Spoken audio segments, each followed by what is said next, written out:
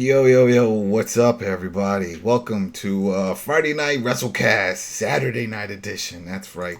We had some other issues and things going on. As you know, this world is crazy right now. So we just pushed it back. It's still before the show, so we can still do our predictions. And that's what this is. This is Friday Night WrestleCast on Saturday covering Money in the Bank 2020. That's right. That shit's really happening. So I am your host, Adam Vale. I'm joined by Dana Abercrombie. What's up? What's up, everybody? I am excited to be here and talking about this money in the bank on a roof. On the roof. All right. We got Richard Bailey Jr. Yes, what's up, listeners and viewers? And we got Boston's own Ricardo. What's up, man? Ricky. Hello, all you cool cats and kittens. Always wondered, because we call you Ricky, we call you Ricardo. Which do you prefer, Ricky or Ricardo? Either one's fine with me. All right. Because then when I think of Ricky Ricardo, I start thinking of I Love Lucy, because I'm fucking old. And that's what happens.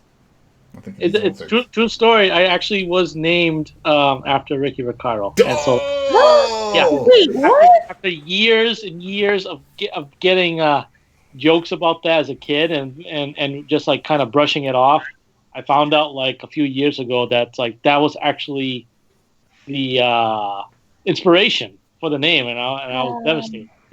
That is interesting. But you know what? That's usually how this thing works, because I was named after Adam West.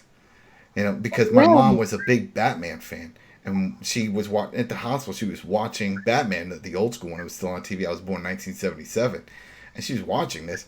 And then that was it. She said that's where it came from. It had nothing to do with the Bible or a family name. None of that shit. She liked Adam West, and she thought Adam was a cool name. So she was like, all right, that's it. I was named after the actor Dana Andrews, who is a white man. So that's weird. Oh, nice. Never What about you, Rich? You got a fun one with your name? Richie Rich? Is that it from the old comics? No? Oh no, I'm very simple. My dad is, I'm junior. He's that's senior. right. That's No, right. that's right. See? But Yeah. That's right. You are a junior. What comes after Junior? Like if you had a kid and you want his name to be Richard. Well, that's a very good question. I that the have no third? idea. It comes the third. It's the third? The third. That's where they start You going. call Yeah. the kid Bray. And then it'll be Richard Bailey the fourth, and then it'll just keep going on, and then eventually one of them will get frustrated and just go by their middle name because they want to break out, and feel unique. So there it goes. That's cool. All right, so now that we got our names out of the way and now we know the history, let's talk about wrestling, because with all the shit going on in the world, wrestling is not one of the things that stopped. We got no NBA, we got no MLS, no EPL, none of that stuff is going on. I think NASCAR is coming on or this weekend, if it didn't already, but I think it's Sunday, Yeah. I'm not sure. Which is okay. I don't see any issue with that. You're in a car, you're by yourself, you're driving around, whatever. I mean, yeah, for the audience that could be an issue, but to watch it at home, I guess it's all right, but for some reason, wrestling, even though it's full contact, sweat, blood at times, that kept going. It didn't seem to matter. So, hey, it's all right. We're talking about wrestling, and now there's still wrestling to talk about.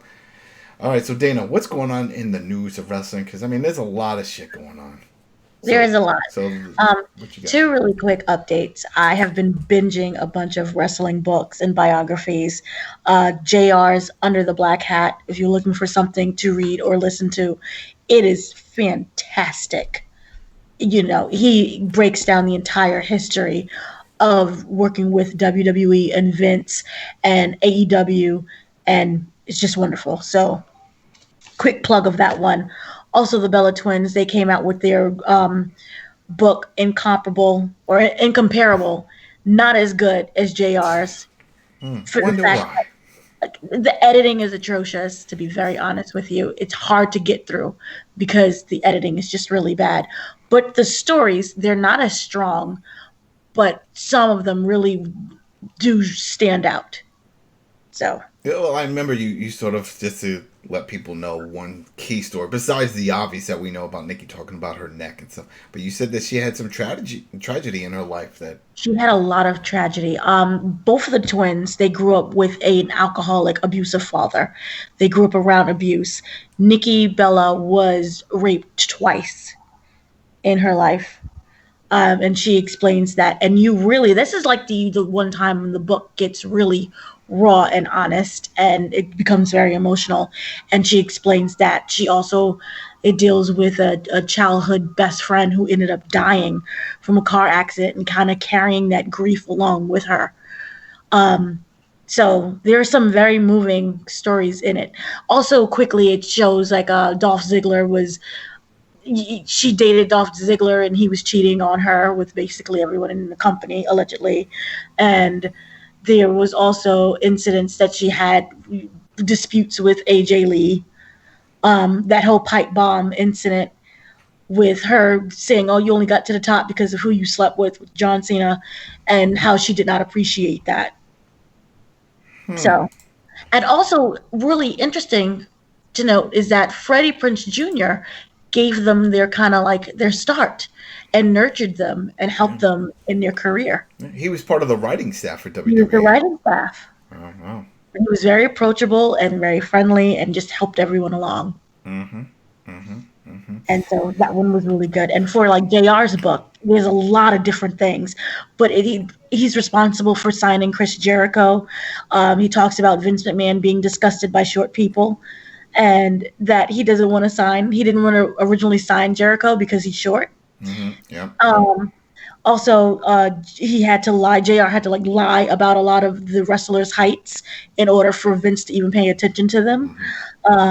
Vince McMahon eats sandwiches with a fork and knife because he's a germaphobe. He can't stand people who sneeze around him or even himself who sneezes. He considers that to be kind of a weakness. Okay. So it's just really nice stories. See, It's well, really nice. Everybody's got something, right? So there's always some weird issues with all these people. But it's superb. So yes. Man, it is nuts. But if you think back with WWE, especially Vince's version of WWE, it was always everything was listed as large. Like even the large screen they had, it was the Titantron. It's everything was supposed to be larger than life. That's what he was advertising. He saw the landscape of wrestling. He saw the different shapes, sizes they all come in. But his whole thing and what he gobbled up was larger than life characters. Big John Studd and Hillbilly Jim. Not the best, but they were large. Of course, Hulk Hogan and Andre. That was his selling point. And it just shows things haven't changed. Even with the whole thing with Triple H and stuff. It's large people. I know you're not a fan of Bobby Lashley. And you're like, oh, he's this, he's that. But he is large. He's massive. He's a physical specimen. When you see him, you are like, wow, that's amazing. Even more so when you see people like that in real life. If you go to a live show and you see that, you're like, wow, you don't come across those type of builds often. And that's what he was going for, and I understand that. But he has to also understand that things have changed, that people expect more. Back in the day, that's what they wanted. But people are more open-minded, and they want to see technical wrestling. They don't care about the sides anymore. If you can perform in the ring, that's what people want to see. They want to be entertained. If you're entertaining, it works. So. Right. Oh, and it also talks about him basically falling over himself, Vince McMahon falling over himself when he saw Brock Lesnar for the first time. Oh, from college. Yeah. What else? There was another book. Was it they talked about in Paul Heyman's book when he was talking about the whole thing with Brock, and that's why he snapped him up. He snagged him up from college. Yep. He was like, no, we have to definitely bring him in, and he's still impressed that he after all these years, Brock still keeps the upkeep. He still looks massive compared to everyone else. He just has that build. It's genetics. Has the build. Yeah, Brock is Vince's wet dream when it comes to what he wants in a wrestler. Yes. Literally. If he could get a bunch of those, that would be a dream for him, to have a bunch of guys that look like Brock. Absolutely. And also really interesting, Vince McMahon originally did not want WCW when it went under. He had no interest in it. And he was actually upset that they kind of went under because he really wanted the competition. And he later on, as we all know, he ended up purchasing it for $5 million. Oh, it went real low. That was the It was thing with really it. low. I remember when they were first for sale, and it was pretty high. But then it got to the point where they were like, "Forget it." Nobody wanted them. Yeah, nobody wanted. No one wanted because of all the contracts. Mm-hmm. That's the thing. There was a lot of contracts that they would have to fulfill, so that nobody wanted to deal with the headaches. And he was like, "Oh, whatever." For that money, he bought it just for the assets. Right. It was really for the library. Yeah, that's it. Just to get that and. Yeah, and so he was really also really sad that ECW went under because he liked the competition. He thrives on it. And also very interesting to note that remember when Steve Austin went heel? I think it was WrestleMania 17? One of the WrestleManias? That was not Vince McMahon's idea. That was 100% Steve Austin. Right there on the spot? Right there on the spot. And actually, JR and Vince were against it. But Steve Austin has creative control of his character. Oh, man. And and Austin's always regretted that. Yep. Because it was terrible. It just didn't work. It's awful. Yeah, it's weird with Austin because he was never a full baby face. You know, he was known as the anti-hero. He was just in between. It's like, it depends on whatever worked in his favor. And people respected him for that. So, what else you got, Dean? Okay, so what else we have is, where is Roman Reigns? Basically, we have not seen him on TV for a while since the whole quarantine pandemic thing has kind of happened. And if you watch WWE, people are saying that they kind of erased Roman Reigns' existence at the moment. And so he finally responded. And he says that a lot of people, they think that it was based off my health, the reason why he left, and the history of my fight against leukemia. Talking to my doctors and stuff, I'm fine, and my immune system is good. The drugs that I take to fight leukemia does not attack your immune system. He says that even though he can make a return whenever he chooses to, he is not going to at the moment because he wants to protect his family. We just had 2 newborn twin boys. They are 8 weeks old, so I had to make a decision for them. That's bigger than me. It's my family. It's my children. They are my legacy. No matter what I do in this world, my children are going to be the ones that represent my name and carry our name forward. So I had to make the decision to choose for them, to protect them, because they are so young. And he did make it clear that he is missing, he really misses the ring. He misses being part of the action, and that he really wants to get back to work once everything blows over, and that his commitment right now is his family.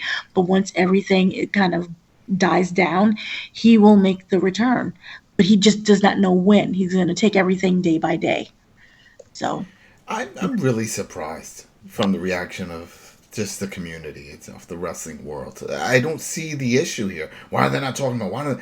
WWE's always done this. Whenever they take somebody off camera, they remove them from everywhere, out of sight, out of mind. So when they come back, it's a big surprise. Right. That's their whole thing behind it. We used to see it all the time with The Undertaker. They would take him out of video packages and stuff. Does that mean he's gone with the company? No, it's just he's taking his leave.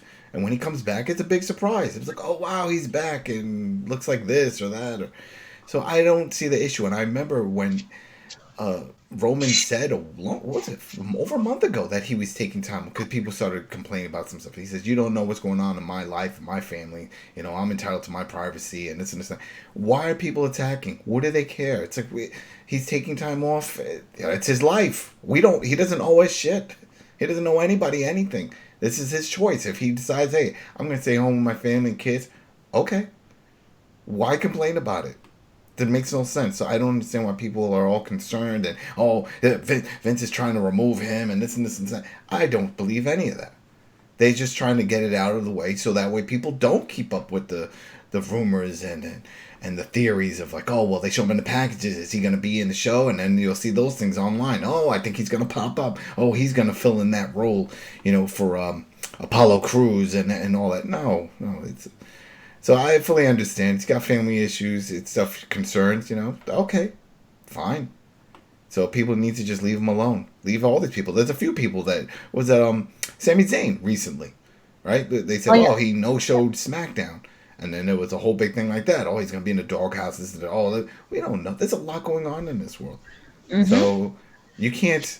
How do you complain about that? It's like, I'm looking out for my family. How do you battle that? The whole point of working and pursuing your career is to build a better life for that family that you have. So this is all part of protecting it. I just don't see issues. I think part of the issue was it's not so much that, because you're going to have fans that are never satisfied and they don't see anything beyond the outside of the business, and they're upset that Roman's taking time away. There's that, but then there's this other thing where it's one thing to not mention a wrestler's name to try to hope that fans will kind of it's kind of like an out of sight, out of mind thing. But what they did recently was pretty ridiculous in my opinion, which was they did a little countdown. I believe this was on Raw. Oh yeah, and they didn't show the win. And for Seth Rollins' big cash-in, he pinned Roman Reigns, but they framed it to make it look like he pinned Brock. And that's where it's you're really insulting the fans at that point, because it's you really think that we're stupid that we don't know that was Roman Reigns that got pinned? I know you want us to forget about him. That's fine, but he was part of that cash-in. If you don't want to feature him in that cash-in, don't even feature that on your top 10 at all. For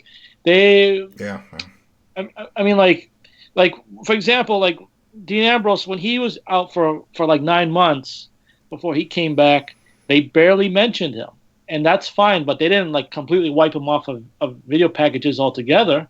It becomes a revisionist history type of thing. It's whatever their narrative is, because if you remember when they banned the curb stomp for a while, they would not show that part of the cash-in. They showed everything else except for that. When they did highlights of that match, now they showed the curb stomp, but now they're not showing Roman Reigns, and it's really bizarre. So I could see where people are annoyed by that. It's a little slap in the face. So do you think people think that what's the alternative to this is that they're gonna fire him? Could you really see WWE, especially Vince, saying, "Yeah, I'm gonna fire Roman Reigns over there"? After all the money they put into building him up, all the merchandising, apparently it's still, well, maybe not now, but before this was still selling well, which is why, even though people wanted him to go heel, he was still a babyface. So I don't see it. I don't see them firing. So no. I wouldn't even buy into the whole idea of he's being blackballed and something. No, they're not going to let him go. No. I absolutely don't think that they're giving up on him or by any means. Some people may reach that conclusion. I'm not one of those people. Mm-hmm. I just think it's really bizarre that the guy that you've spent years building up to be the face of this company, the one that's main evented 4 consecutive Manias, now you're going to pretend that he wasn't even in that match. It's a little weird to me. I would like to make a quick comment, and that is that I have a thought on this particular topic, but I am going to save that for when we get to the pay-per-view predictions. Interesting. Yeah, that's a teaser. Well, a teaser. All right, Dina, what else you got? A teaser. Well, also, we have some new WWE shows that are going to be coming to of random places, A&E. So, Triple H and Stephanie McMahon will host a new A&E reality series titled Quest for the Lost WWE Treasures. They should put that on the Lost WWE Network because it's bullshit. This is, again, once you told me that, it pissed me off. I'm really pissed. Oh, here we go. I'm going to have a hot moment. Now I'm getting mad. I'm going to turn into the Hulk. This shit piss. Because even if you got a network, they have a fucking network. And they have all this original content that they're creating, these interesting shows, and they're spitting them off on Hulu and Netflix and now A&E. Come on now. I don't get it. I just don't get it. They could have built this network. This network could have been massive with all these other shows that they have. That Miz and Mrs. Apparently, I didn't watch it, but it was pulling at one point 10 million views or some ridiculous numbers. Mm-hmm. So then put that on there. I just don't understand their idea or their mindset for it, because some people are like, oh, well, obviously it's for money and they're getting money. Yes, but at the same time, you have your own platform. So wouldn't you say, you know what, hey, this is going to be successful. We think it's going to be successful. It doesn't cost that much to make. Let's throw it on our network and let's see if people bite. Or at least put the first season of the show on USA or whatever the other services are, but the second season, so that way you could lure them in and give them a taste, and put the second season on the network. Do something. I just don't understand this, because now we know that network is not going to survive. We already heard before about how they were shopping off the pay-per-view events to ESPN and Fox, and that's still going on. They're still trying to find someone because it's not pulling in the numbers. They haven't seen the increase in subs. Well, there's a reason for that. So it just upsets me. But whatever. All right, keep going. Okay, so the show is called The Quest for the Lost WWE Treasures, which will have Triple H and Stephanie McMahon search for the rare and lost artifacts from the company's history. Now it says, throughout history, WWE's action-packed storylines have spawned iconic one-of-a-kind memorabilia, most of which is lost in attics, hidden in boxes, or even claimed by competitors. Guided by It's McMahon. in Jim Cornette's house. We all know that. Have you seen his house? Holy crap. Guided by McMahon and Levesque, who's Triple H, the series will unearth these rare items in the hopes of preserving and sharing the legacy behind the memorable moments in WWE history. Episodes will feature exclusive WWE footage as well as unprecedented access to the WWE archives, which holds more than 10,000 rarities, including Andre the Giant's custom boots, Vince McMahon's cement-filled Corvette, The Undertaker's casket, and more. Which casket? The original one? I can't tell the difference from the original one and the fifth or sixth one when he used to bring those down. That's why you have to watch the show, because they'll explain it. I'm not watching that shit. Unless they move it to the network, I'm not doing it. I'm not supporting freaking A&E or any of that shit. No. They need to learn a lesson. Don't watch this shit. Don't watch it. Okay. Over the course of 10 one-hour episodes, so full-blown show, the superstars and legends will give viewers a unique look into WWE history as they seek out the missing treasures that they have left a lasting mark on pop culture. Aww. Well, I'll watch it, so boo you. Also, on top of that, A&E also partnered with WWE to announce 5 documentary projects. One will feature Macho Man Randy Savage. The other one will have Stone Cold Steve Austin. And they didn't release the other 3, what they will be about yet. Oh. I don't know. Rich, I'm pissed at this, so go ahead. Go say your piece with this. This is disgusting. I don't want to...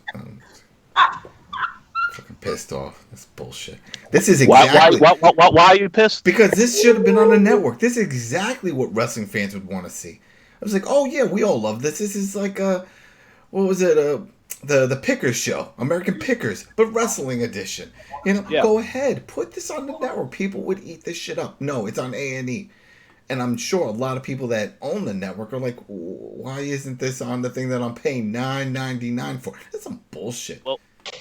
Well, there is some good news for the people that are pissed.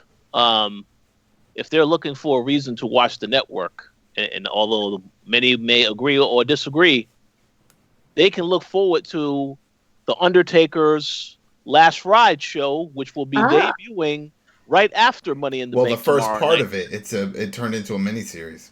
Yes, so every Sunday night, you can watch new episodes. So I'm fascinated it took them this long to have a show that is on there on a weekly basis outside of NXT. Remember, they've been filming for like 3 years. Oh.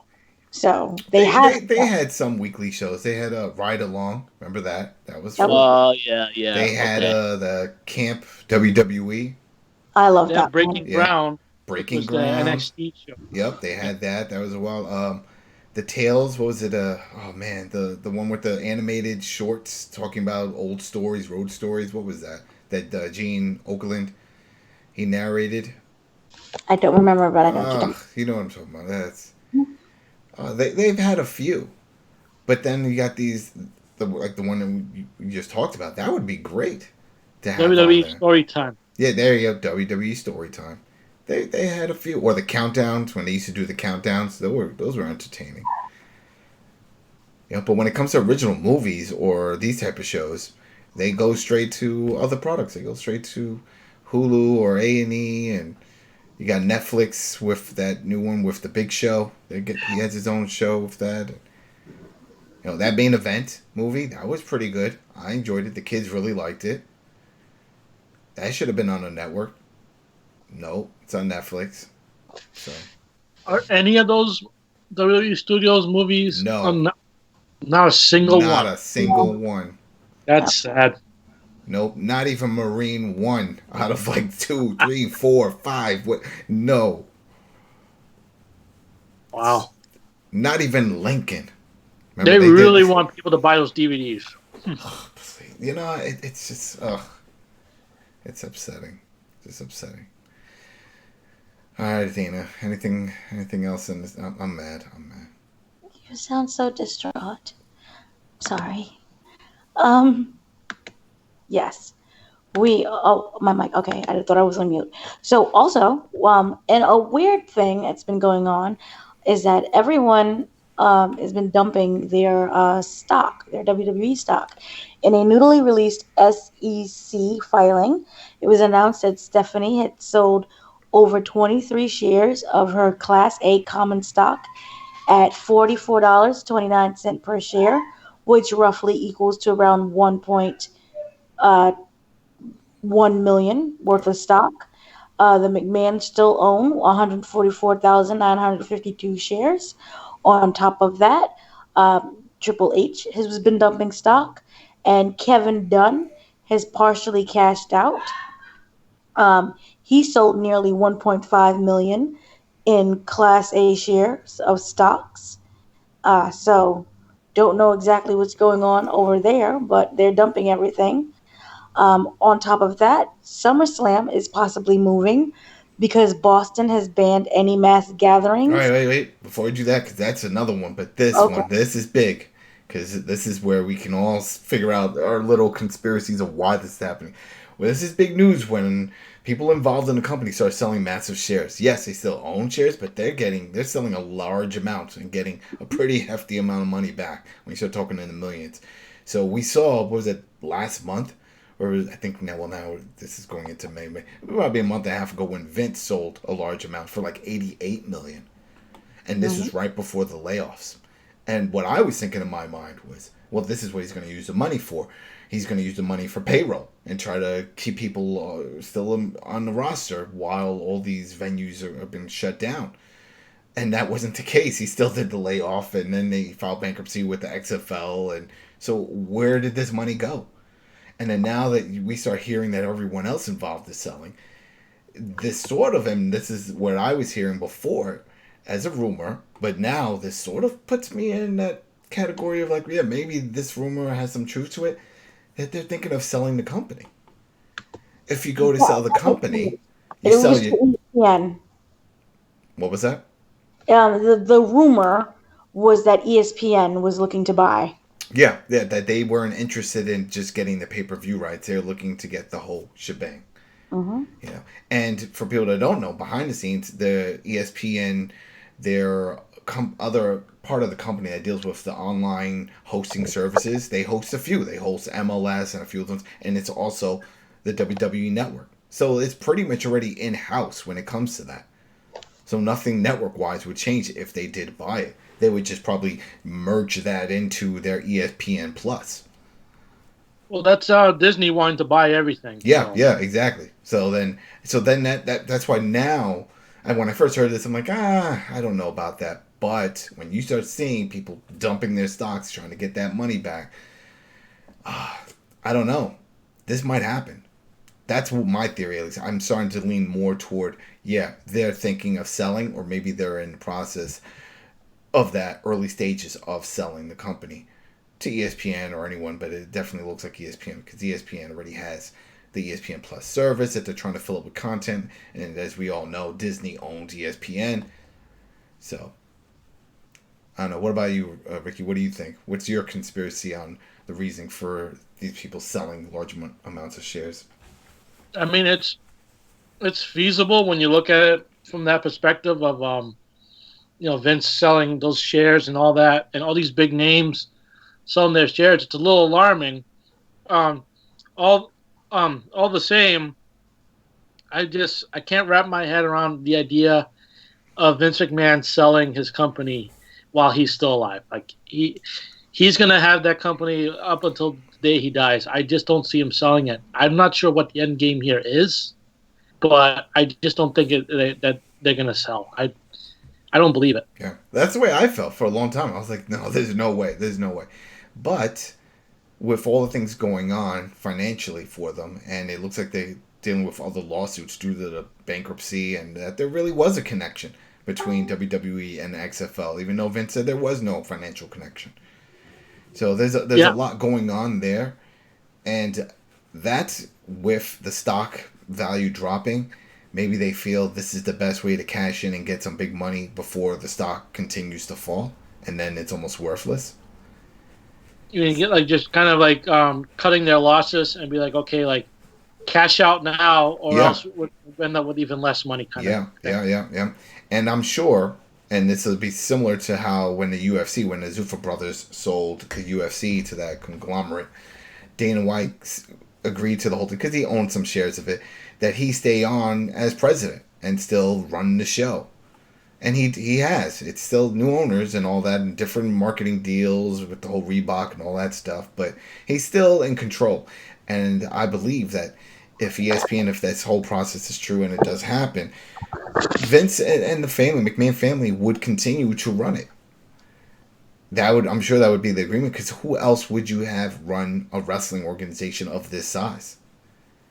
Well, that's the only way I could possibly see it, because remember, down to his core, Vince McMahon despises not being in control, no matter what it is. Mm-hmm. And there's no way he's selling the company unless he still can exert control over decisions that are being made.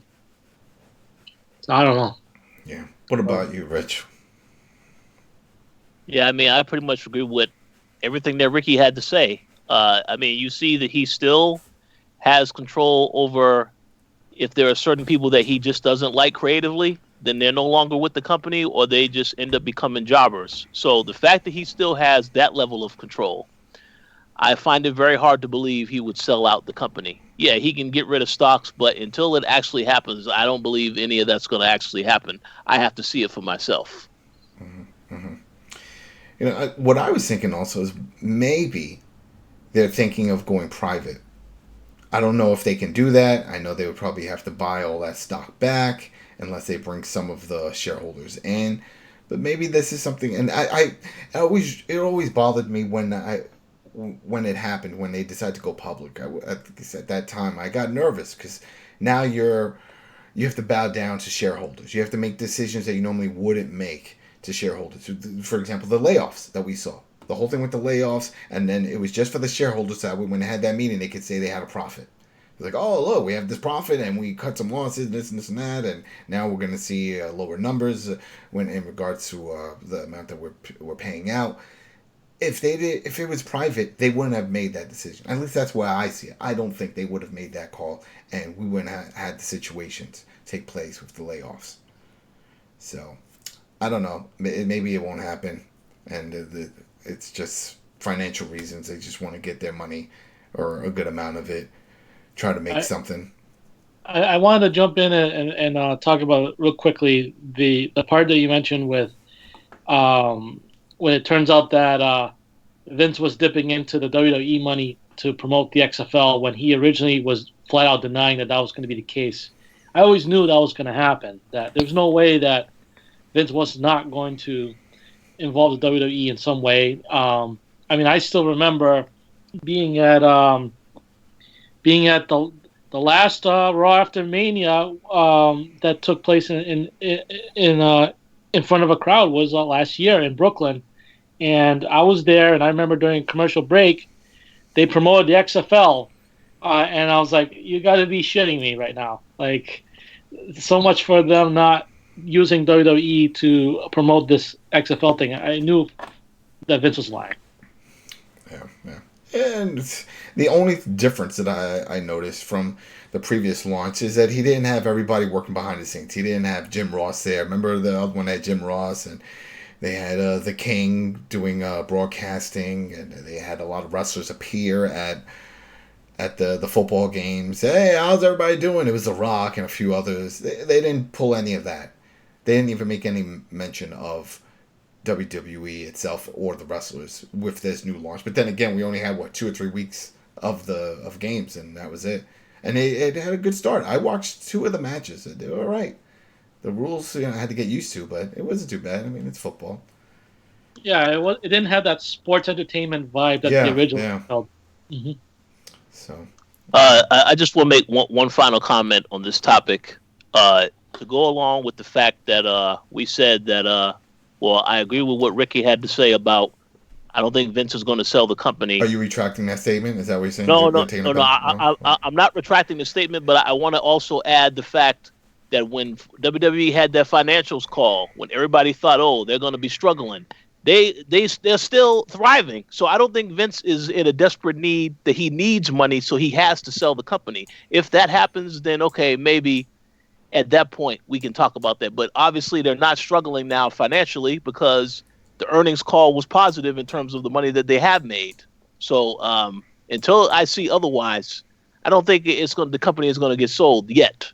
But we'll see what happens. Man, it throws up just a lot of questions, which I don't think we'll ever really get answers to until one of them decides, or someone higher up, or one of the shareholders decides to leak some information. Say, hey, this is what's really going on. Because, yeah, we hear the public financials and all that, but I'm sure there's more behind the scenes that we don't know. And we'll have to wait for the A&E documentary, because that's not popping up on the network. That'll be on A&E or one of the other ones, or The Dark Side of the Ring. Eventually you'll get it, and we'll see a special there. Oh, man. All right, Dana. What was it you were talking about? The Boston. Yes, Boston. It looks like the SummerSlam pay-per-view that occurs every year is going to possibly be moved to the Performance Center, because right now, we all know it's supposed to take place in Boston. The whole Boston area, the governor has banned any mass gatherings through Labor Day. So, that was actually the mayor, Marty Walsh, that made that announcement. He actually made the announcement through Twitter that all parades and public gatherings of large sizes are going to be prohibited through Labor Day. So that pretty much rules out SummerSlam. That possibly rules out like there being any Red Sox games at Fenway Park or something like that. There's just a lot that's not going to happen now. And for those listening, Ricky's from Boston. He's in that. And let me just make a quick comment and say, this is why no matter where I am, I will always represent Boston to the fullest, because the governor here in Georgia is a complete joke. And for those listening, Richard is also from Boston. Yes. But continue. So, and for those listening, Dana is from New York. We all have our biases, I'm from New York too. So. For those listening, Adam is originally from New York also. There you go. That's true. Northeast flavor, yeah. I hate Philly. Next, all right, keep going. All right. So yes, that it includes like Ricardo was saying, Labor Day, which is September 7th, and SummerSlam is in is in August. So, yay, Performance Center. You know what? I don't know about you guys. I think we should all bring that up too in this discussion, since we've been watching over a month now of matches going on in the Performance Center. It doesn't bother me. I'm still. It's for me. It's all about the matches. I could care less about people chanting and screaming. You deserved it, and all the other bullshit that people chant. I'm okay with an empty ring and just watching these matches. I feel like they're doing it for me. I actually feel special. I feel like one of the sheiks, at those Saudi shows. Like, yes, entertain me. This is what I'm here to see. Look into my eyes through the camera. Stare me down. That's right. Don't look at the crowd. There's no one there. Look at me. Only Jeff Hardy looks at nobody. That shit pisses me off when he jumps up there and points and does the whole gun in the mouth. There's no one there, man. Just don't even bother doing that part of your little intro. But I don't have an issue with it.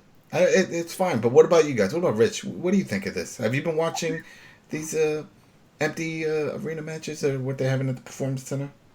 Oh, yeah, I've been watching Raw. I've actually, to be quite honest, I actually have now enjoyed Raw a hell of a lot more than SmackDown. And I think it's because Raw has more of the talent that I actually care about, whereas SmackDown, they kind of, they don't really have too much going for themselves right now. Ow. So, I'm not saying that Raw is perfect because Paul Heyman makes some mistakes with some of the decisions that he makes. And perfect example, it's very confusing how you can book someone like what's this guy's name? Apollo Crews. Not Apollo Crews. It'll come to me in 1 second. Okay, Akira Tozawa. Oh. This guy is on Monday Night Raw. He jobs to Bobby Lashley in a few minutes. Then on NXT, he's winning matches in the Cruiserweight tournament. So that right there, it's that the tells weight. me that he's not. They're just proving that he belongs with the lower weight classes because he can't hang with the big boys like Bobby Lashley. But see, it's not really just that because let's take another example. Shane Thorne, who jobbed to Ricky's favorite NXT wrestler. This guy wins a match on Raw this past week with Ricochet against Ricochet and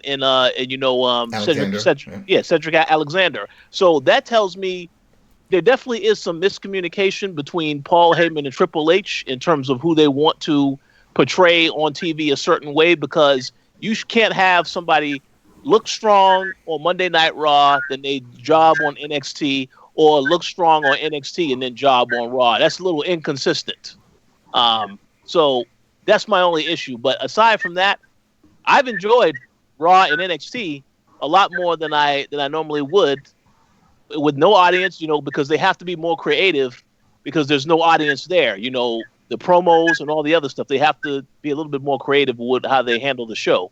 But yeah, we'll see how that changes once they start letting fans come back to these events. I like the fact that we could hear them talk to each other during the match. Oh, yeah. That, for some reason, really stands out to me. Because we've always seen some people, during when there were crowds, scream, how do you like that? How do you like... But now you're hearing more, you suck, you can't do this. You see, come on, try to get out, try to wrestle. You hear all this banter and stuff. I'm like, oh, that's fun. I like that. You normally can't hear that because the crowd's screaming and announcers are yapping.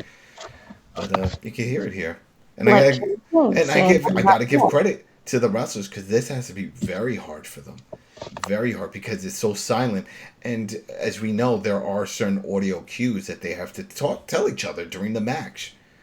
And sometimes you could hear those. Not here, I haven't heard. But, when we've heard that from pay-per-view events, it's like, jump, it's like, reversal. You hear the cues. I haven't heard any cues. I'm not trying to hear the cues, but it's so quiet that I would think I would be able to hear more cues. Carrie saying. It's like I haven't seen Cena have any matches because Cena's shouting. Oh, yeah, he does. He's a screamer. Yeah. Oh, yeah, there we go. So, Ricky, what do you think? How are you in? So it's interesting. So first of all, let the record show that the NXT wrestler that Richard was referring to that I like is Dexter Lumis. Yes, Loomis. Fascinating. No blinky, right? That dude is with his eyes. I mean, that's a selling point. It's just the eyes. They pretty much gave the gimmick that they had to Brody Lee to this dude. Yeah, but this guy is owning it right now. It's like, crazy. I don't know where he's gonna show up next. What he's gonna do? Like, he's super creepy, and I'm totally for it. But yeah, NXT. Okay. Has never been more watchable than it has been now. And I say that because the lack of a smarky, full sale crowd, the lack of them has really made it a better watching experience for me personally. I cannot stand the full sale crowd. Such and such gonna kill you, gonna kill you. Mm-hmm. Oh, this is awesome. Like all those stupid chants that they do all the time. Mm-hmm. That tall moron that's there at every NXT show. You don't have them involved. And going back to Dexter Lumis, this is the perfect time to debut him because it's eerily silent. Yeah. It's perfect. It's perfect for him. So, NXT's been more watchable. I actually like what they've been doing with Dynamite on AEW. We're having some of the wrestlers be the crowd. Yeah, that's what I was going to ask. What did you think of that? Do you prefer that, just having some of the wrestlers ringside? I actually really like that. So it's like with NXT, they're doing the thing that Raw and SmackDown are doing where there's no crowd. And I don't know, I can forgive it with NXT. I think that Raw and SmackDown needs the crowd. They need something because I'm just not feeling those two shows right now. NXT's still delivering, but AEW with their thing with having they have baby faces on one side and heels on the other side, and you get those different responses, and it's kind of cool because it's almost like a small indie show, where you're like wrestling in a gym, and you get that reinforcing reaction, and it's been kind of cool. I'm not gonna lie, it really has. I'm just gonna tie this in because this is something that I saw, and I was like, well, I remember when they were hinting that this was a possibility. So my wife and my kids, they watch The Masked Singer. I don't throw myself in there. Something about it, it rubs me the wrong way. But anyway, they have this follow-up show where they talk to the judges remotely and this whole thing, and just to talk about the past episode, right? Sort of like a Talking Dead type of thing. But they have one wall that just has a Zoom meeting going on. You just see all these faces, and I guess those are the fans that maybe they sent in a video clip. I don't know if it's live. I doubt if it's live. But there's just a bunch of faces, and you see them smiling or whatever, waving. It's as if there's a live crowd. And I remember there was some talk that WWE, before WrestleMania, were going to set up something like that. Like a wall or projection or something showing everybody. If you tune in into this whatever chat or live stream, and as long as you don't do anything crazy, your face will be projected on and you'll be part of that wall of people. What if they did something like that? Would you be cool with that? If, let's say, there was a wall projected on one side and every once in a while they would pan to it and you would just see all these faces of people waving wow, we're watching, fans watching the show. It sounds good in theory, but the problem is that you can't really trust that people are going to act in good faith. Yeah. It's like wow, I've got my face projected live on TV. I'm gonna do the Stone Cold salute now. Yeah. Or it's like that. It's like it doesn't work unless those reactions are taped. And even if they were gonna present that idea, okay, we're gonna have via Zoom, we're gonna have a crowd projecting all that. I'm gonna think that these are all plants. That every single one of them are plants. The same way. Now, I don't know if any of you guys watched the NFL draft and the way they did it, where they had when the Commissioner Goodell was announcing the picks, he had a big screen TV behind him and a big grid of fans for those teams, all shouting and cheering or booing or whatever on cue, and it's those were all pre-recorded. There's no way that any of those were live because any one of them could have taken liberties live on TV. Unless they had to sign some disclaimer and say, hey, we will sue your ass if you come off and do something offensive or, pervertive on camera, then who knows? I don't know. I was just curious because I couldn't believe that The Masked Singer was able to pull it off. I'm like, wow, this was a crazy idea that I remember reading online, and it's well, here's a show actually doing it. So, yeah, I mean, unless they have it on, but it wasn't live. Play. That show was not live. That's the thing, though. It was taped, so maybe there were some, and they just cut that cube out and put someone else's face there. I don't know. Yeah, that's true. What about you, Dana? You cool with audience, Raw, SmackDown, AEW? All this is cool with you? Fun fact: the AEW audience inspiration came from Jimmy Fallon in the Tonight Show. When before the whole shutdown happened, they had the crew just sit in the audience and be, the audience members They're and laughing. clap and cheer and laugh. Well, So that's they're all stealing it from Talk Soup. yeah. I don't care what anyone says. Talk Soup did it first, where it was just the staff behind the camera that would just crack up laughing, and they were like, "Yeah, go ahead, we'll record it. Doesn't matter." And whenever they delivered jokes and everybody would laugh, it was the people behind the camera that were laughing. So Yeah, and I remember seeing like a what was it, like sports talk shows like ESPN or Fox would have something where you'd have like a couple of people laughing or jeering, like that are on the staff. And it's like it's that same kind of thing where it's like you get this vibe of like oh, you're amongst friends. We're all just kind of doing the shit. exactly. Yeah, yeah. Kind of, That's it. It's like there's not just robots around us. They're real people here. So Very true. But it's weird because I've slowly gotten accustomed to WWE not having any crowds. But for me, some of the matches just fall flat, and it has nothing to do with them. It's just they need that crowd reaction. But for AEW, it kind of feels like I walked in to a bunch of friends just wrestling for each other. it's an indie show. Yeah, so like That's it. It's got a few people in the crowd. Sometimes you see people just walking around further in the back doing something else. yeah, so that's what it kind of feels like. But it would be too weird if WWE started having in like Zoom audiences and influencers. Because remember, before the original idea was to have influencers kind Yeah, of yeah, yeah, yeah. That's what I'm saying. On the wall, they were gonna did have it all all these. in the ring, and it was just weird. So no, maybe if they cut to them as like commentary, like We don't need that. about that match, but no. Um, it's okay overall. It's nothing that really can be done about that. So I think they're both making the best out of this very unusual situation. All right, so we've all agreed to this, and I'm sure listeners out there, what do you guys think in your own head? Are you watching the product? Are you not watching because of the fans? Because that's the thing. The ratings are been horrible, which Terrible. is very odd because you always hear about shows that usually aren't performing well, but now that everyone's quarantined, they're home, they're watching more TV, they're consuming more content. Under that logic, they should be watching more wrestling because they are not going out partying, especially on Fridays when everybody would usually go out. They're not. They're staying home, but no one's watching these programs. So that's why a lot of people are pointing the blame to, oh, well, it's crowdless and people aren't getting into it. I don't think that's the case, because if you're a wrestling fan, you're still getting wrestling. You like certain key wrestlers, they're still there. Aleister Black, AJ Styles, Shinsuke, these people are still wrestling. Nothing's changed on that aspect, and that's originally why we watch wrestling shows. It's for the wrestling, not the crowds. So I'm just trying to figure out why the numbers are so low then.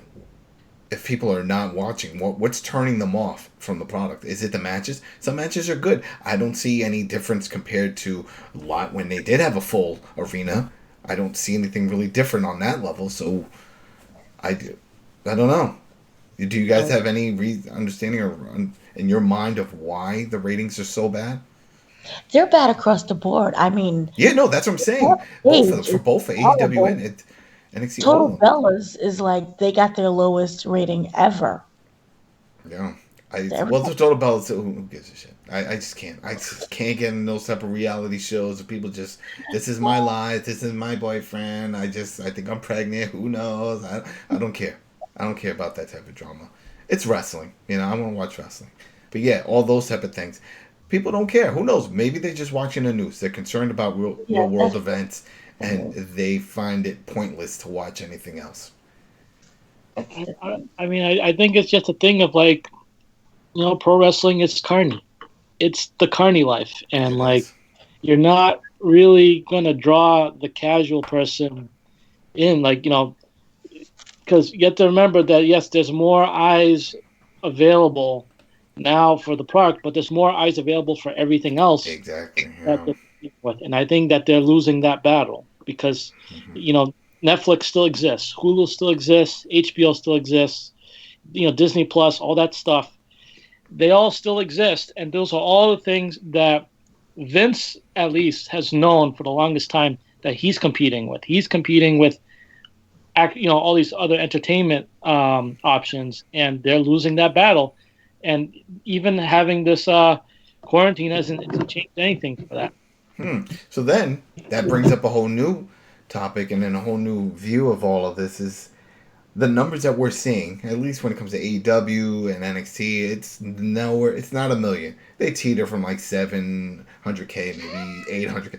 Is that the real audience of wrestling fans out there?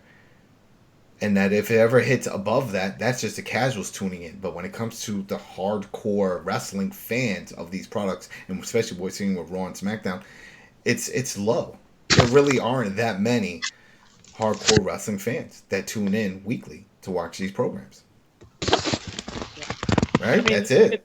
It's a good thing with when you're factoring in AEW and NXT, because you have to remember that they're sharing an audience. I'm convinced in my mind, they're sharing an audience. It's not like, because I remember when Cody was talking, it was like, oh, there was always wrestling on TNT. We know it's true. It's fact that when WCW folded, that whole audience of 4.something million that they were averaging and eventually dropped to like 2, even the 2 million did not jump ship to WWE, or else they would have been pulling in 4, 8, million views. They just stopped watching. And Cody's logic was, well, because they just were older people and probably didn't want to change the channel. Well, now they won't have to, and they'll start seeing wrestling there again, and they'll come back. That hasn't materialized. That can't be the case. We're not seeing that. It looks right now like they're just sharing the same audience that we're watching NXT. Now they're just watching AEW. Well, it's also a product of a different time, because during the Monday Night Wars, the internet wasn't as big as it was before. You didn't have streaming options like you do now. There's fewer things to watch on a Monday night. Fewer channels, all kinds of factors. That's why you had more eyes on it. And here's the thing that bothers me whenever we hear, and I always talk about it, and people that have listened to the show know this. I get upset when I hear about ratings, because I think it's all bullshit. The whole Nielsen system and all that, not everybody has a Nielsen box, and they're like, oh, well, you do a lot of rounding off. Well, I also know for a fact that they don't count the DVR views. And it takes, within 4, the networks themselves count those, but not the whole Nielsen system and how we see the ratings. So, yes, maybe it's a lower count of views for a certain show, but that's from the live portion of it. They're not counting that if you DVR'd it and you came back and you watched it an hour later or the next day. The network gets to see those numbers because those count. If a show's been watched within 7 days, then they count to the numbers. But when we see these numbers, they're coming the day after it airs. So they're only counting how many people watch live. They're not counting just actual putting eyes on it if it's on a DVR box. What do those numbers look like? Those would be the numbers I want to see, because those we could actually gather information, because cable companies know the boxes how many boxes are out there. They know how many channels people are viewing and which ones they're viewing and which shows. Those are the numbers that matter. We're not hearing those numbers. So I hate the whole Nielsen thing and the rounding off. It's like, well, we sort of think this is how many. And especially when they start going with the demographic. Oh, the 18 to 30. How the hell do you know that? How do you know how old the people are watching this shit? Right. Like, how do you know that my grandpa's not watching? Exactly. Right. How do you know? People age up. Also, you're saying, 18 to 35. From what? Oh, this person had a Nielsen box. Yeah, that person got that box when they were 37. They're out of that demographic now. Are you updating that? Are you putting them in an older group? How are you managing this? I've, in my life, only met one person who actually had one of those Nielsen boxes and had to give it back. It was a pain in the ass. Because you have to constantly do all these updatings and different forms and things you have to fill out on the website, and then they call you and with a robocall about certain shows. They'll even tell you to watch certain shows because they're trying to monitor it so they can do the roundabout and the round off numbers for your area. It's a lot of work if you deal with one of these. So if anybody's interested out there and you're questioning all this, call your cable company. Tell them you want a Nielsen box. Tell me you want to go through the process and how can you go about doing it. You want your viewing chip monitored and you want it to count. So random thing about NXT I wanted to go back on for a second. That for anyone that watched this past episode, it had Adam Cole defending his title against Velveteen Dream, and when Cole made his entrance, when he got to the part where he says "boom," they dubbed in the crowd saying "boom." I thought that was always in his song. That boom. I thought that was No. in. No, that's No, not in his if you song. listen, like you'll have like one person saying "boom," but you don't have a whole crowd saying "boom" in his entrance theme. Like if you listen to it on YouTube, his actual theme, it's just like one person going "boom." It's not a whole crowd. So they definitely dubbed that in, and there was a mixed response to that online. But Yeah. yeah. All right. Anything else, Dana? Yes, the Revival, well, the group formerly known as the Revival, now the Revolt, gave an interview, and they explained about their That's the release. Jericho interview. That was the Jericho interview, and they explained their release and how it took over 15 months for WWE to finally release them. I honestly feel that if the pandemic never happened, they still probably wouldn't release them. Um, No, but but I thought they were home at that point. They were off TV well, because that yeah, was the whole thing yeah, before it they even took them started. off the They took road, them off the yeah. but they could have easily brought them back and still not granted them their release. But one of the things that they was talking about was um, that they was really able to the reason why they left wasn't for money, and because they gave them tons of money and they gave them title reigns. The thing is that they felt that the tag team division wasn't Oh being taken yes. seriously.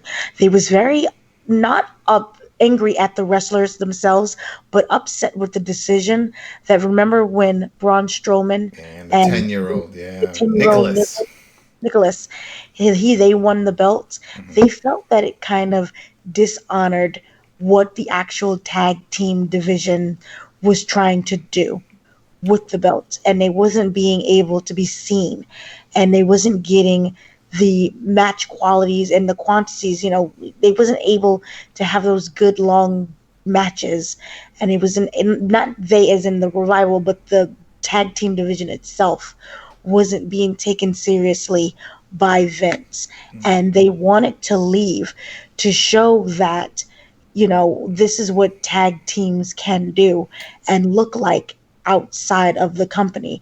They wanted to stay within the company, but that just didn't seem that it was something that was going to happen because the company was just not taking them seriously when it came to um, the the tag team division. I don't buy into that part too much with that whole thing. And the only reason why is because we knew that was a gimmick. That was to cause the whole big shock value that Braun and a 10-year-old won. But remember the night after on Raw, he vacated the titles. And then they had a whole little tournament thing for it. So it wasn't like something that they prolonged, like when WCW did that with what's it? Yeah, with Arquette, where he won the title, then he took it to Hollywood, and then he was showing it all. Oh, yeah, I'm also a wrestling champion. Then, yeah, that's a smack in the face. This didn't last that long. This literally didn't even last 24 hours. And they gave it up, and it was like, no, back to real tag team wrestling action. Here we go for the title. They didn't defend it. They didn't do the cheesy route of them defending it, and every once in a while maybe trying to tag in Nicholas. They didn't drag it out. So I don't go into that, but I do agree that WWE weren't doing anything with them. I probably just wanted them just for the sake of wanting them. It's like, hey, we got the money and we don't want you to go to our competitors, so we just want to keep you around in case we do decide to do something with you. But, Yeah. yeah. And he was also kind of upset that, they were tag teams that were there, that they formed together on their own. They had that chemistry and everything else, and that they wasn't being featured. They, as in the division part, wasn't being as featured as well as the tag teams that WWE kind of randomly thrown together. Did you So guys? Yeah. Speaking of that, did you see the Edge 24 where he yes, talked about and which one was it from the Revival? That was part of that was actually showing up at Edge's house and training with him to get him back into shape. And he talked about how the Edge is the one that was telling WWE, hey, you got to check this guy out. He's going to make it. He's going to be quality. He's someone that you can look into. And then eventually they did sign him. And that they were friends and he would come back and help him. And it must be a weird feeling, especially on the Edge and with that with I forgot which one it was of a Revival that was part of that, but yeah, because he said that was a guy at the gym, and that he would train at, and he saw him, and he's like, wow, you have a good build, you should get into wrestling. And the guy was very modest into a point, when also just not trying to push it, and said, well, I am a wrestler, I do indie stuff. So when he at any point could have easily went up to Edge and say, hey, I'm a wrestler, can you hook me up? He never did that. So whatever, but I don't know. At one point, I was over the whole thing, and it's not the Revival; they're talented wrestlers. It was just, yeah, I agree. WWE didn't know what to do with them, so there goes that. What about you guys? Anything you want to say about the Revival finally leaving and definitely looking like they're going to show up on AEW? No. No. Everybody's over it. No one's... I mean, do you think it'll be AEW, or do you think they'll go to NWA? I think just the fact they showed up on Jericho's show first to talk about this tells me that they're going over to AEW. And they did there was some video packaging that the Young Bucks did, sort of hinting about doing some feud match and this dream feud match and this whole thing. And they had some words way back over on Twitter, and it was this whole thing. So I think out of all the layoffs, that tag team is probably the only ones that are going to end up on AEW. I don't see anybody else. Gallows and Anderson, I think they already showed pictures that they're going to Japan. Yeah. So, yeah. So I mean, I think it would be a good fit. A good fit in AEW, because they already have a program with the Young Bucks. It's already set from years of build-up. And then, like you said, like Gallows and Anderson, it looks like they're going back to Japan, and there'll be a better fit there. It might turn out better for all involved. Yep. All right. Is that it, Dana? Or and also Zack Ryder and Heath Ledger talked about their departure from the company, and they just was really upbeat and excited to see what the future held in store. Oh yeah, Zack Ryder, woo woo. That's right. That's another one that Cody started sending some messages out. So a lot of people are thinking that maybe he'll try to pull him in at some point. But people just can't get. It always happens with every promotion. I mean, when the Ring of Honor was that up and coming promotion for a while, with a lot of the talent that they had, whenever somebody left WWE or TNA, they're like, oh, they're going to Ring of Honor. They're going to Ring of Honor. And that's just where you go to. So a lot of people, they're going to go to AEW. They can't hire everybody. They can't hire everybody. They don't have the amount of in-ring time. They don't have the amount of TV time to portray, to show off every talent that they have. So we're seeing the issues now with that. So I don't know. All right, well, I guess that is it, right, Dana? We're done? All right, that was a lot of news. And that's the thing. There's always something going on. There's just a lot of wrestlers out there. There's a lot of promotions. There's a lot. So try to point out some of the key ones. And now we can get to our predictions for Money in the Bank. This, I'm usually excited for Money in the Bank. Money in the Bank, Royal Rumble, those are my two favorites. And it's always because of the ladder. Especially when it comes to Money in the Bank. I like the whole idea of the ladder. It's a ladder match, but it's a super ladder match because you got all these different people involved. Sometimes they throw the tag teams involved, but regardless, it's always entertaining. There's always something going on. And this one, I'm still sort of excited. Just from the whole aspect of it being in a building, and they're going to, from what we've heard, it's already been filmed, and it's going to be a movie-style matchup. Or filming sort of not sort of in a way of the Undertaker, but then not so much of the way of Undertaker. Maybe a little bit of how they did with the Cena and Bray situation. But I heard they're going to be throwing in movie style elements into this, and that part was already filmed. I don't know if you guys heard any different, but I heard this much. And this sort of goes back a few months, or probably a month and a half ago, when we heard there was a large majority of talent over at the main office in Connecticut, and that they were filming something. I was like, oh, okay, they're filming something. And then there was some talks, they're doing something on the roof. And then, of course, fast forward to now, and then we hear about the match on the roof, and this and this. Everything starts clicking. We're like, okay. And we do know that a large majority of matches will be live, and they're going to be at the Performance Center. So they're probably going to be cutting away. All right, let's go and see what's going on over at the... Because I don't know if it's been determined yet. Maybe you guys could chime in if you know. Is it going to happen at the beginning and drag across the pay-per-view?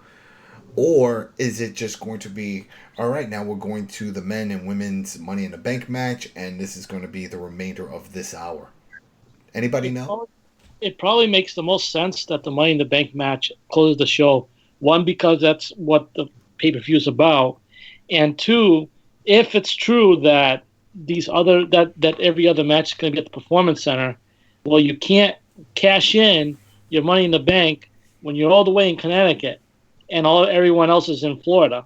You know what I mean? So it's like you'll get rid of that. You'll get rid of the suspense already of like, will there be a cash in tonight? Yeah. I didn't even consider the cash in aspect. I just was like, no, that's not going to happen. That's not going to happen. You do the Money in the Bank ladder match early if you want to have the possibility of a cash in later on, but since that's not going to be logistically possible, no, for reasons, it's take like 4. That's a 4-hour drive if you're speeding. Yeah. It's not happening. I was gonna say, what was I gonna say? Well, no, that's like a 4-hour flight. That's a flight. You're talking about? No, it came from Connecticut to Orlando. To get from Connecticut to Orlando, that's a 3 or 4 hour flight. Damn, you're not driving there hours. Yeah, that's going to take a couple of days. So all right. So we ruled that out, right? That can't happen. Yeah. So, and it's still true. They announced this a week or so ago. Is this still true that they're actually going to have the men's and women's match happen at the same time? Yeah.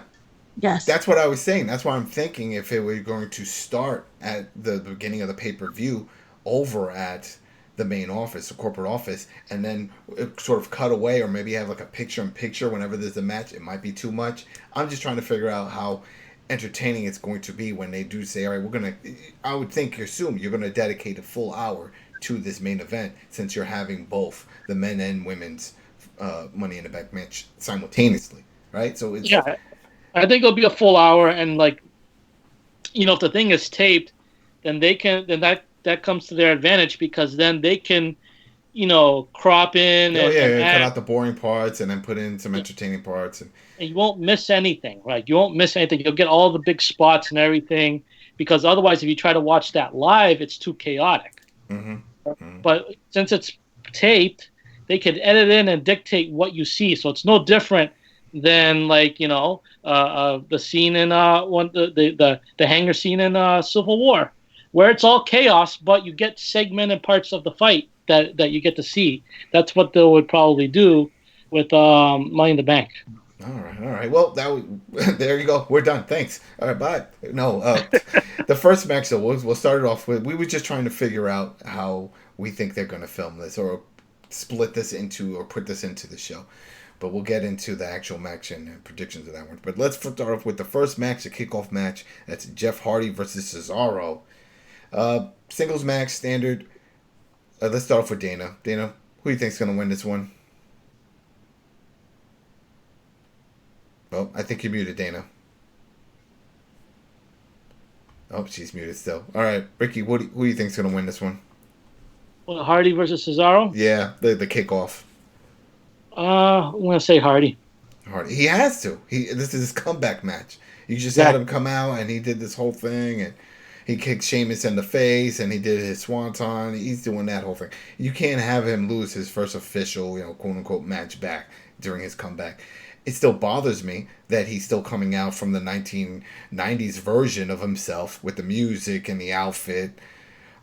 He needs, if you're going to say this is a new version, it's a new time, spruce him up, change it up, change his music, change his get-up, do something to make him look unique and different. The new Jeff Hardy just the same as the old Jeff exactly, Hardy. Exactly, doing the whole thing. It's like... You already know that Vince doesn't see Cesaro as anything more than a good hand. Exactly.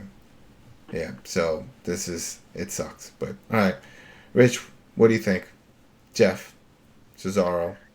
Yeah, Jeff Hardy, and right after the match is over, he will get attacked by Sheamus, because you're not going to have build up all this time of Sheamus and him having a conflict, only for it to just end with a brief little altercation the way it did on SmackDown. So Sheamus will get involved by the end of this match. Okay. So do you think that we're going to see at the end of that, since you brought in Sheamus, the bar are going to come back? This is it? No.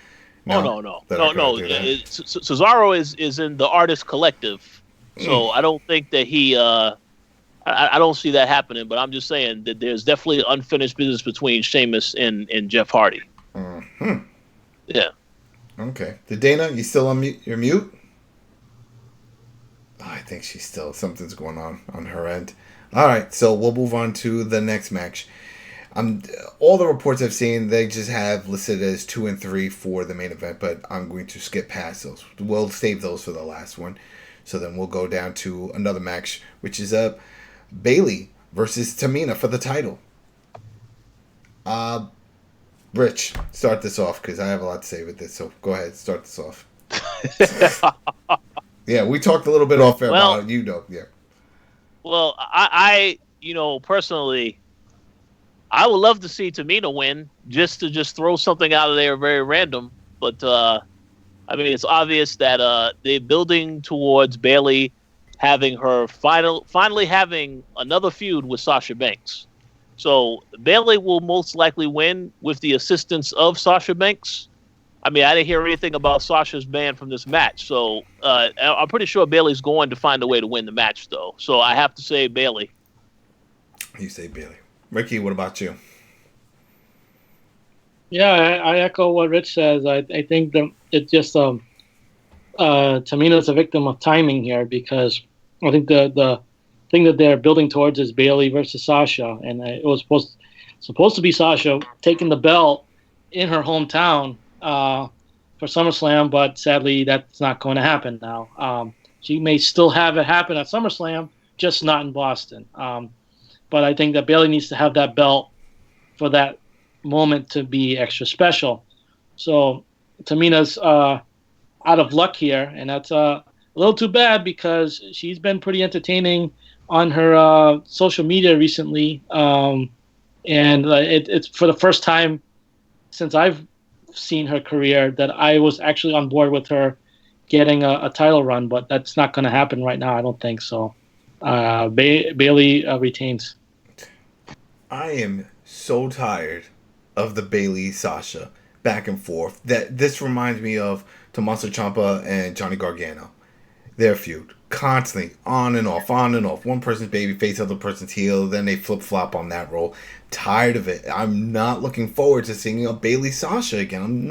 I'm done. I want the monkey wrench in all of this, and that's Tamina. And I had brought this up a while ago when I'm sure people listening to this are fans, and they listen to other wrestling, and they watched the Dark Side of the Ring. Remember that recently, 2 episodes back, they talked about Jimmy Snuka, and they revived that whole story about what happened in his life and the possibility that maybe he murdered the girlfriend he was dating, and the whole scandal.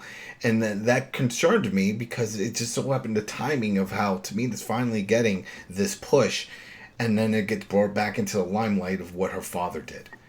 And I was concerned that maybe WWE was going to say, hey, maybe we don't want to push Tamina more, because if we do, of course, they're going to have to put the packages. If she gets the title belt, there's more eyes, and then they do more packages, and they say, hey, she's royalty, or, wrestling royalty, her dad is Snuka and stuff. They can't do that now. Because if they do that, people will put 2 and 2 together, even if they were not wrestling fans, but did watch the Dark Side of the Ring and heard or know some story of the Snuka murder possible, all that stuff. That's just bad press. And some people are like, oh, any press is good press. That doesn't apply to wrestling. Not when it talks about murder. So, and especially the way that documentary, that piece made Vince, it put him in a horrible light with that whole thing of like, oh, he knew about it, he was covering things up, all this stuff. So I was fearful for Tamina, because it sucks that she would have to pay a price because of her father's issues. So I really do want Tamina to win. And if they want to make this pay-per-view memorable, that would be the moment. Have her win. Go ahead. If they want to still go with the whole Sasha Bayley feud, go ahead. Bring that in. But have it where Sasha interferes in some way, but it doesn't cost the match, but she does interfere, and it helps Tamina overcome Bayley and win the title. And then now Bayley still wants to fight Sasha because she's pissed off. You cost me the belt. Let them do that. I don't want them, because if they go straight into Bayley Sasha, Tamina's written off. She's gone from that feud. They're not going to keep her around for triple threats and all that stuff. Not happening. This is her spotlight, and then she's going back down the card. So I really do want Tamina to win this title. So that was my piece. Dana, you back? Oh man, it shows that she's there. So yeah, and it shows she's there and that her mic is not muted, but we can't hear. So Dana, if you can, just jump in and jump out. Well, you're already in. Jump out and jump back in. All right. I was going to say real quick before you continue that the Tamina thing reminds me of when Mark Henry did that brilliant swerve where he pretended he was going to retire. Oh yes. I love with the jacket. And he called Cena to come out and the whole thing. Yeah, and I mean, I was suspicious when Cena stayed in the ring. I was like, Mark Henry might be working us. And then when he started crying, I was like, okay, maybe he's not working us. It's like, well, he worked us. Oh, that was a classic moment. The crowd was behind him. I wanted Mark Henry to win that belt so bad when he got into that program with Cena, but I knew that wasn't going to be the case. And I feel like there's a similar thing here happening where, like, because you weren't really expecting Mark Henry to be getting a title push or a title shot, but then all of a sudden it's like, wow, like he's in the picture now, and it might be kind of cool for him to get it, because this was the WWE title. This wasn't the big gold, and I really wanted Henry to win, and he didn't. I feel like this is going to be the case with Tamina, where it's like this might be her last shot to win the belt, because she's not a spring chicken at this point, so. At least in wrestling terms. So it's like I don't know. Like this could be it, because like you said, if she loses this, she's gonna be a afterthought, and there's gonna be, because you also have like is Nia Jax Raw or SmackDown? I don't remember. But like you gotta factor Nia Jax. Raw. She's Raw. She's on Raw. Okay, so because she's doing the whole Asuka thing and. Yeah, we'll go into that in a little bit, but yeah, I think that this could be it for Tamina. Who knows when the next time that she'll be in this kind of a high-profile match? So that would be unfortunate. So I'm in that same boat where I'm kind of hoping Tamina wins, but I don't see it happening. Oh man! All right, well, let's hope for the best. I really do hope Tamina wins, but I think that would just spice things up when it comes to that title belt. All right, so another match, and this looked like it was a late entry. I'm not sure who this is for, meaning interest-wise. R-Truth versus MVP. There's a singles match. There was really no feud that I'm aware of. MVP has been the utility player for WWE for a while. He's been doing some interviews with his little MVP room, and he occasionally does a match here and there, and then now he's got R-Truth that he's going against, so... This is a match, I'm assuming it's not listed as part of the kickoff, but this has to be early on. I can't see this any further down the card, or further up the card, I should say. So, I'll just start this off. R-Truth? Does it matter? I mean, if MVP, R-Truth, does it... I guess R-Truth is technically still active a wrestler. I don't think MVP is listed as an active wrestler. So, who really gains from this win on a pay-per-view card? MVP... If he wins, okay, whatever. He's not still actively a wrestler, so it's not like he's going to go for a title. He's doing other things. So it just works in the favor of R-Truth. So I'm just putting in R-Truth. Richard, what about you? Yeah, R-Truth. Yeah, I mean, I don't really know what they're doing with MVP. We'll have to wait and see, because I did hear that he is going to be a manager of a new stable, starting with the tag team that they introduced on Raw, and the rumor of Apollo Crews turning heel when he returns and joining that same stable. So obviously they have plans for MVP, but he doesn't need to win any matches. So R-Truth, whatever. All right. So, all right. So then let me see. For the next one, we have Drew McIntyre. Whoa! You didn't get Ricky. Yeah, we did. No, we didn't. That's no. right. We didn't. Oh, No, my I bad. mean it doesn't matter. This is a filler match. Well, that's what I'm and- saying. I was really surprised they even announced it. I'm like, but why? Yeah. Why are we getting this? Yeah, I think if they were building something for MVP, it would make sense for MVP to win. But it seems that they're building him up to lead a stable and not actually be a competitor. Yeah. This could be a thing where R-Truth wins after by DQ after someone from MVP stable comes in and like rescues him by hitting him during the match. Yeah. There might be some kind of fuckery that happens. But I'll Well, say that wins. Yeah, and if that happens, if it is his little team of the tag team with Shane Thorne and the other wrestler, then definitely Ricochet and Cedric Alexander will interfere, and you'll probably get a six-man tag match on Raw the next night. That's a pretty good bet, I'd say. All right. Well, I guess, man, I'm still trying to figure out why they threw that in.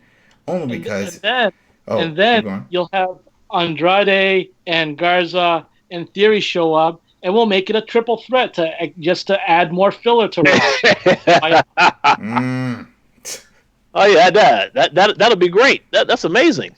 Excellent idea. All right. So another match on this card, and I'm assuming this one will be live and also at the Performance Center. But who knows? Mainly because, like we talked about when we first started off the predictions aspect of the show, it's for the title with Drew McIntyre and Seth Rollins. So if this is at the Performance Center, regardless of who wins, are we going to see? They can't have anyone run in. So if this is after, if let's say this is the main event on the card, we still can't have anybody from the Money in the Bank match do a run-in on this. So, I don't know. But anyway, regarding to the match, I think it's going to be a good match. I have a feeling we're going to see some BS with Murphy again. I'm tired of that.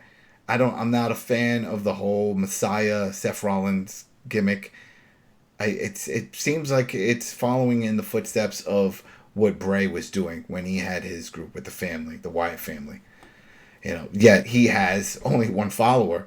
I don't know what's up with the other guys. The tag team that he has, I guess they're not flying them down for this. I know they're Canadian, so. But still, it just feels weird. The whole thing doesn't feel natural. I don't buy it at all. I'm not buying the Messiah thing and that whole gimmick. It's not his style. He's been so loudmouth and obnoxious and running around constantly for years, and for him now to be mellow and this methodical, I'm playing with your mind, no, it doesn't work. I can't buy into that. So, and also in regards to the match and with Drew, they just had Drew beat Brock Lesnar. Clean. There's no way you're going to now have him lose the title to Seth Rollins. Like, no, we gave him a solid. It has to mean something. He has to get a title. He has to get some kind of title run. So I don't see this happening. It would suck if it ended via DQ because of the whole Murphy thing, especially on a pay-per-view. I hate when any matches on a pay-per-view card end up in a DQ because it just brings back early memories of when Vince said that the reason why pay-per-views for WWE bring more value than boxing is because they're longer than just a Tyson match.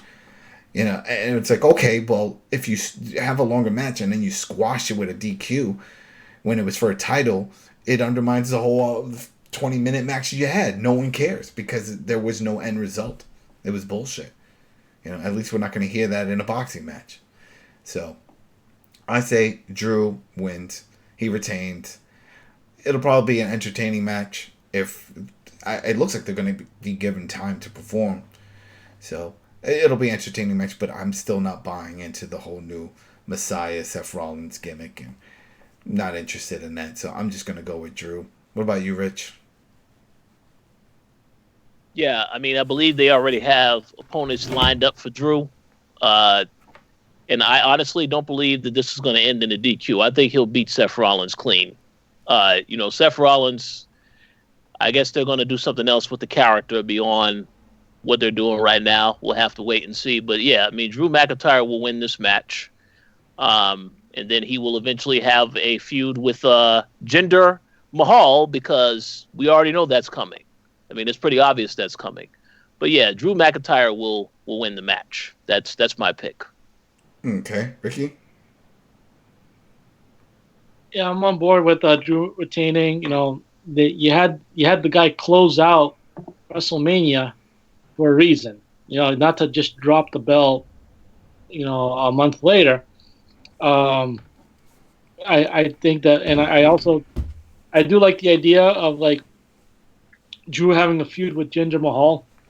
The thing that I'm afraid of is like if they had Seth Rollins beat Drew for the belt, it's possible that Jinder Mahal becomes a new disciple and costs Drew the match. But I don't see that happening. I think that we're gonna get Drew versus Jinder later.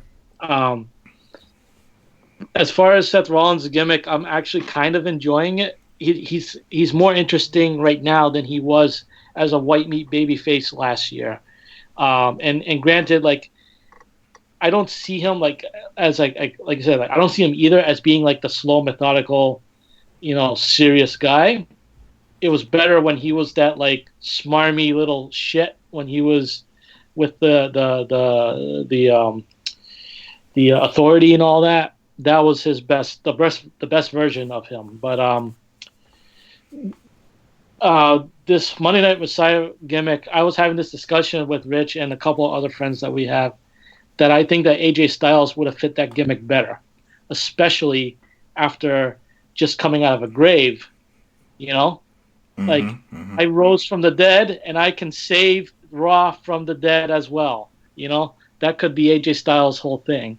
But no, they've already wasted it on Seth Rollins because, you know, CrossFit Jesus. That's, you know. So it's like, yeah, I mean, his gimmick kind of works in a sense because he was legitimately upset about the fans turning against him because he was boring. And his current gimmick is basically him turned up to 11. And that tends to be the best kind generally, but I don't know, it's kind of falling flat. And if Seth Rollins loses this, I don't know what's next for him. Like, how do you build him as a credible threat anymore? But that's a discussion for another day. So, long story short, Drew retains. Yeah, right. So I guess we all agree Drew will retain. It's just too soon, and I think it's too soon for this type of feud to develop. They should have thrown something a little lighter. You know, somebody who's like, hey, you know what? I deserve, just like you, I deserve to get a title shot or at least become a main event. You know, someone on the lower card, and then hold feud on with that person. Whoa, what? Are you suggesting that matchup that Drew McIntyre had with Big Show should have been his next feud? No. You could have built Bobby Lashley for that role. Yeah, they could definitely have put Bobby Lashley or hell, Rusev would have been perfect for that. Someone, and then at least thrown him into the mix, and then they could have always had him do the round robin, the whole thing going on between Seth Rollins and Rusev and Drew. People would have bought into that because a lot of people like Rusev. Rusev is a quality wrestler in the ring and on the mic, so it works. Could have worked out, but he's gone, and that didn't happen. So don't worry. Randy Orton. We are getting Jinder instead. We're getting Jinder Mahal. That's coming. You're getting Jinder Mahal. Yeah. Well, do you think from now, since you brought up Jinder, do you think he's behind the whole hacker video voyeur type segment? No. That's on SmackDown. That has to be. No, the reason why I bring that up is because apparently somebody used some audio tools to decode and to just remove the filter, and they said it was Jinder doing the voice work, and you could hear it. I have no idea about that. I've heard that they have been changing that voice. Okay. So I'm not sure, but I'm going to go. I'm going to go with the theory. It has to be somebody on SmackDown. It can't be anybody on Raw. But we'll see what happens. If it's anyone other than Mustafa Ali, I'll be shocked. Yeah. That was it. That was the other person they said, Mustafa Ali. That makes the most logical sense because the symbol in that on that screen is very similar to what he has. You know what? Forget it. It was Mustafa Ali. I was looking it up now. It's not Jinder. It was Mustafa Ali. They removed the audio effect, and it was Mustafa Ali. Okay. That was it, with not Jinder.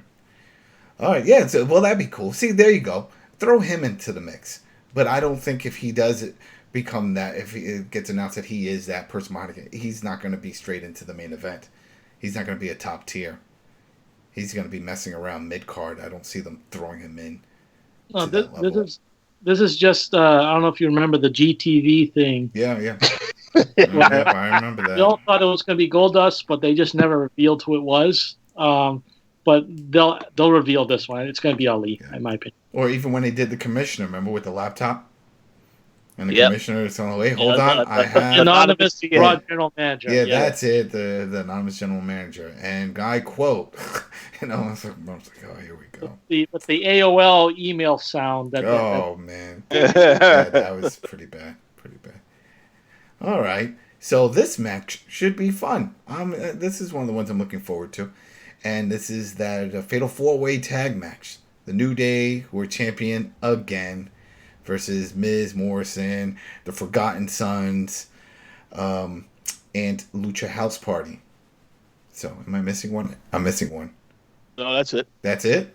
Oh, wait, did I say? Wait, yeah, you're right. That is it. That's it. I'm just, there's a lot of people involved in this. So, yeah, that's it. I was disappointed that they took the belt off of Miz and Morrison so early. I mean, think about it, right? They won the belt. Well, at least Morrison won in that ladder match. I'm like, okay, there you go. We're going to keep this going. And then on one of their shows, a regular episode, they lost it. That was it. It was done. New Day, now champs. Again. What's the reasoning behind that, Ricky? Do you understand that? Or Rich, anybody understand? Why keep giving the belt to the New Day?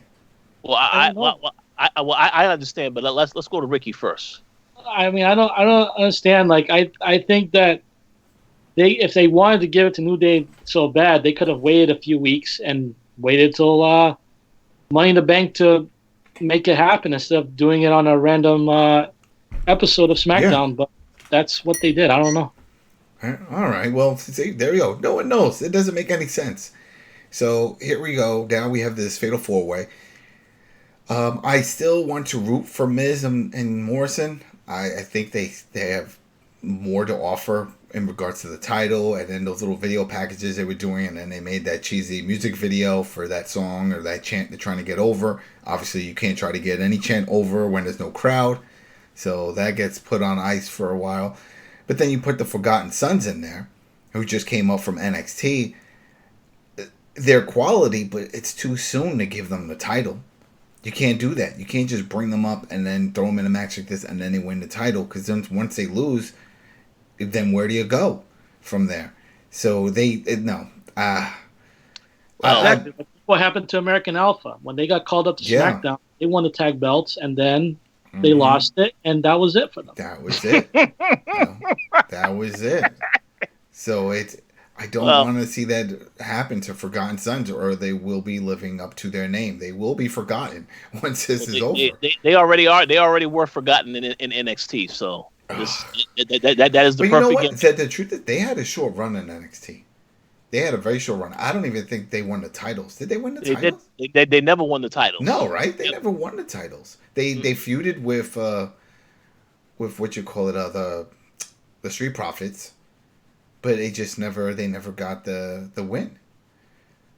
Yeah. So, I don't know. I don't see them winning this. Lucha House Party, it sucks to say, but I feel like they're just the high flyers and the fillers for this, They're going to be flipping and flopping all over the place. They're going to definitely create some good moments in the match. But I'm putting all my eggs into the John Morrison and Miz. That's the heel tag team of this group right here, besides the Forgotten Sons, and I think they're going to definitely get it. They're going to get their title belts back, and it's just going to go down that road again. I still don't understand why. I just can't see New Day retaining. I just don't get it. I don't get it. So I'm putting in Morrison and Miz. So what about you, Ricky? Who do you think's going to win this one? I think, I don't know, like, I guess New Day's just going to retain. I don't know. Just gonna go. That's it. A New Day. Wow. Yeah, New Day. Just give it to them. I'm just underwhelmed. Like, Yeah. I'm underwhelmed. Like, I mean, granted, the Forgotten Sons, I had to look it up right now and see how long they were formed. They've been together since October 2016. Mm-hmm. But it feels like they've only been together for a year because you don't see them. They're forgotten. And it's like that's the gimmick.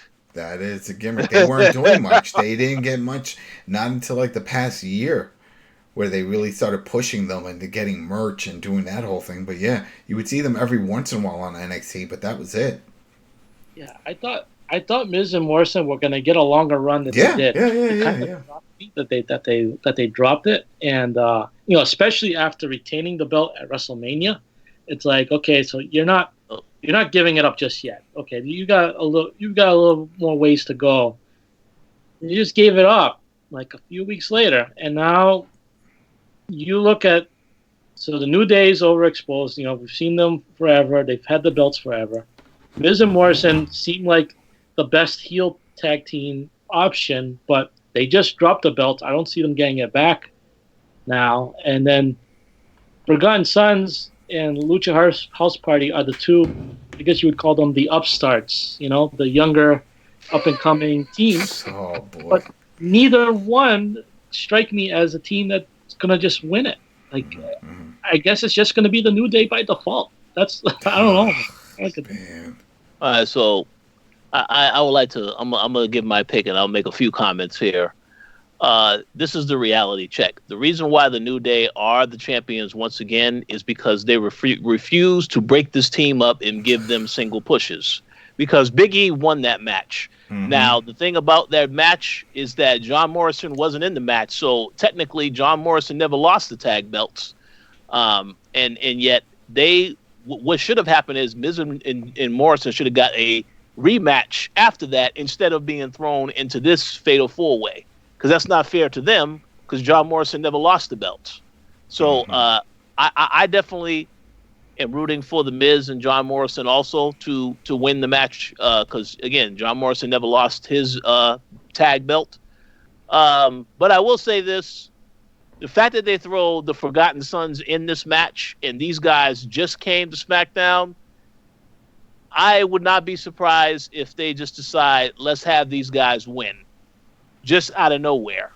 And then you have this whole thing where the Miz and John Morrison will be going back and forth with New Day to figure out which team should be the one to challenge for those belts again. I don't know, but other than that, Miz and John Morrison will be my pick because I listen. I love Kofi Kingston. I'm a fan of Kofi Kingston, Big E, and Xavier Woods, but I am tired of this team always having the tag belts. There are other teams on this show that need an opportunity also. So I don't want the New Day to retain, but if it happens, it's going to be because they have no other plans or they're trying to stretch things out for another team. We'll have to wait and see. Yeah.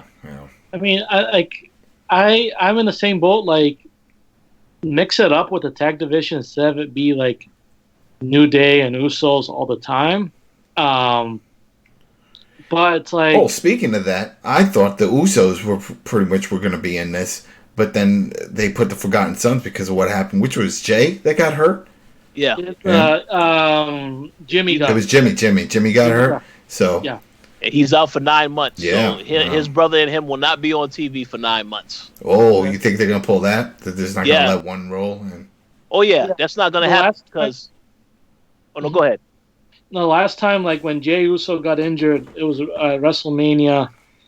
Was it WrestleMania 31? He injured his shoulder, and he was out for, like, 9 months. And I looked it up. And Jimmy Uso was not on TV throughout that stretch for any singles competition. He did compete as a singles competitor at house shows, but not on TV. He was only on TV as a commentator. So I don't know if that's something they're going to do with Jay, but don't expect to see Jey Uso on TV either while Jimmy's out. That's just if history's any indication there. Yeah, and the point that I was going to make is that they did the same thing with AOP when one of the guys was injured. They neither one of them was on TV. So Authors of Pain. Yeah. Mm-hmm. Who have been MIA through all this. So, and that's the thing. Maybe if they were around and still looking like the muscle for Seth Rollins, as opposed to just having Murphy around, it bring more to the whole aura for him. But yeah. I'm gonna do something that's against my will here. Here we go. I'm gonna do something that's really against my will. I'm gonna do a swerve here. I'm gonna say Forgotten Sons wins it, because it's like you said, like it would just make sense if it was New Day versus Miz versus Morrison straight up, because that way Miz and Morrison would have the rematch that they deserve. Yeah, but they're not getting that. They're getting the Forgotten Sons and Lucha House Party crashing the thing, and it's like we know Lucha House Party's in there for the spots and all that. They're not winning it, so the Forgotten Sons they're the ones that were called up. They're the upstart team. They're the ones that they want to. It's like the tag division is kind of weak. You want to build a new team that you like. Oh, you got to look out for them. You got Cutler and Blake and Riker. I don't know which one of those two are going to end up in the ring, but definitely factor in the third person interfering and causing them to win. So, I will say this: if Riker is in that match as one of the tag partners, they're definitely going to win the belts because they haven't done nothing with this guy, and it looks like he is the guy, the leader of that group. I feel like they rotate when they were on NXT. They would rotate around, sort of like how the New Day would rotate around, where it's like, all right, you two are going to be representing the title because the title belongs to the stable, so anyone part of that stable can defend it. The Freebird rule. Yeah, the Freebird rule. So. That's what they were doing then, so I'm assuming they're going to pull that now. I don't remember if the Wyatt family did that. No. Did they do that? It was just Harper and Rowan. There was some group that did that when the person got hurt. And right now you're seeing it in NXT with the Stallions. It was Riddle and Pete Dunne, and now they have Thatcher as... Yeah, he got hurt. Oh, well, no, he's... still in England. He can't make it. Still in England, yeah, he can't make it. All right. Well, either way. Forgotten Sons, reluctantly. All right, so you say Forgotten Sons. But, all right. And Rich, you had said New Day retain. Oh, hell no. No. All right, so Miz, that's right. I forgot you're a Lucha House Party fan. There you go. I mean, it's either going to be... Kalisto's still out hurt, too, so it's not like you could have all three of them there either. He's still recovering, so... I say it's either Miz and Morrison or the Forgotten Sons, and yeah, one of those teams should win it. But we'll see what happens because they may have New Day retain. Okay, all right. So we're all going all right. So we're both going with Miz and Morrison, and Ricky's going with Forgotten Sons. All right. So the next one, this one, I was assuming in my mind that this was going to be taped, that this was going to be filmed, and mainly based off of what we saw at WrestleMania, and this is the Bray Wyatt versus Strowman match. And with the mind games that Bray was playing out on on Friday Night SmackDown this past Friday, where he was like, hey, come home. You know what's going on here. I'm bringing up the whole fact that Braun was part of the Wyatts and that he was brought in from the Wyatt family. So just come back in the fold. Not going to happen. But that leads to a great mind game type episode of a matchup, I should say, not episode, of what we saw with Bray and Cena. Remember with that, how that was filmed? That was awesome. How it sort of did like, this is your life, but in a different way, and then eventually ended up with him getting choked out, Cena. So I was assuming that we're going to get more of that in this match, and that would definitely spice it up. And this is how Bray wins the match and gets that title back. Because I don't see, if it's just a regular fight, because when I'm reading this, I don't know if you guys have seen it anywhere else. I'm seeing it as Braun Strowman versus Bray Wyatt. I'm not saying Braun Strowman versus The Fiend. Has anybody seen it listed as a Fiend? No, it is Bray Wyatt. It's Bray Wyatt, but they keep talking about the making references to The Fiend, but it's Bray Wyatt. That's it. All right. Yeah, you have Funhouse Bray Wyatt and you have The Fiend. So what do you guys think? You think this is going to be taped or this is going to be a live match? It's definitely. I definitely believe it is a live match. But Are you asking me for what my pick is now, or are you just Yeah, asking go ahead that with question? everything. Tape, live match, and who wins it. Okay, so Bray Wyatt is eventually going to win that belt back. I don't know if he's going to win it back on this pay-per-view or at SummerSlam, if, wherever SummerSlam happens. But Bray Wyatt wins. I mean, listen, you asked earlier in this show about Roman Reigns' status. It's very clear to me that they still want to do Bray Wyatt versus Roman Reigns down the road. So therefore, Bray Wyatt would need to get that belt back so they can actually have that match. So that's why I say Bray Wyatt is going to win that belt. Now, I don't know if he's going to win it tomorrow night, but I kind of feel like if this is a match where it's just Bray Wyatt, okay, Bray Wyatt will lose and then come back as the Fiend, and then he'll win the belt back. But either way, Bray Wyatt is going to be the one who has that belt. Strowman is not going to have that belt for long. So you see Strowman winning this match? Oh no! If he wins this match, it's going to be by disqualification. Oh. Okay. But yeah, because you pointed out, it's just Bray Wyatt. It's not the Fiend. It's not the So Fiend. if Bray Wyatt gets squashed, although the last time Bray Wyatt had a match, did he lose to the Miz or did he beat the Miz? Do we remember that when he had that match with the Miz, the regular Bray Wyatt? I think he lost it. Miz lost that match, I believe. Okay, all right. So hey, Bray Wyatt could win the match, but either way, I'm just saying he's gonna have that belt again sooner rather than later. So we'll see if it happens tomorrow night or at the next time they have a match together. All right. But you do think this is going to be a live match also? Yeah, Okay. yeah. All right. Ricky, Yeah, what sure. about you? You think this is going to be live, and who's going to win? I think it's going to be live because if it was going to be taped, I think they were going to make it clear this is going to be another Funhouse match. The fact that they haven't, I mean, they could always swerve us and now you get these Funhouse elements to it. But I don't think that's going to happen. I think they made it clear that this is Bray Wyatt and not the Fiend because they're protecting the Fiend gimmick the same way that the Demon King gimmick was being protected for Finn Balor. And we all know that the Fiend killed the Demon King. But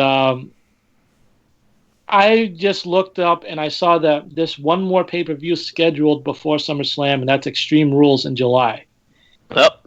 They could have Braun hold it until then and have the Fiend take it off of him in July just in time for Roman Reigns.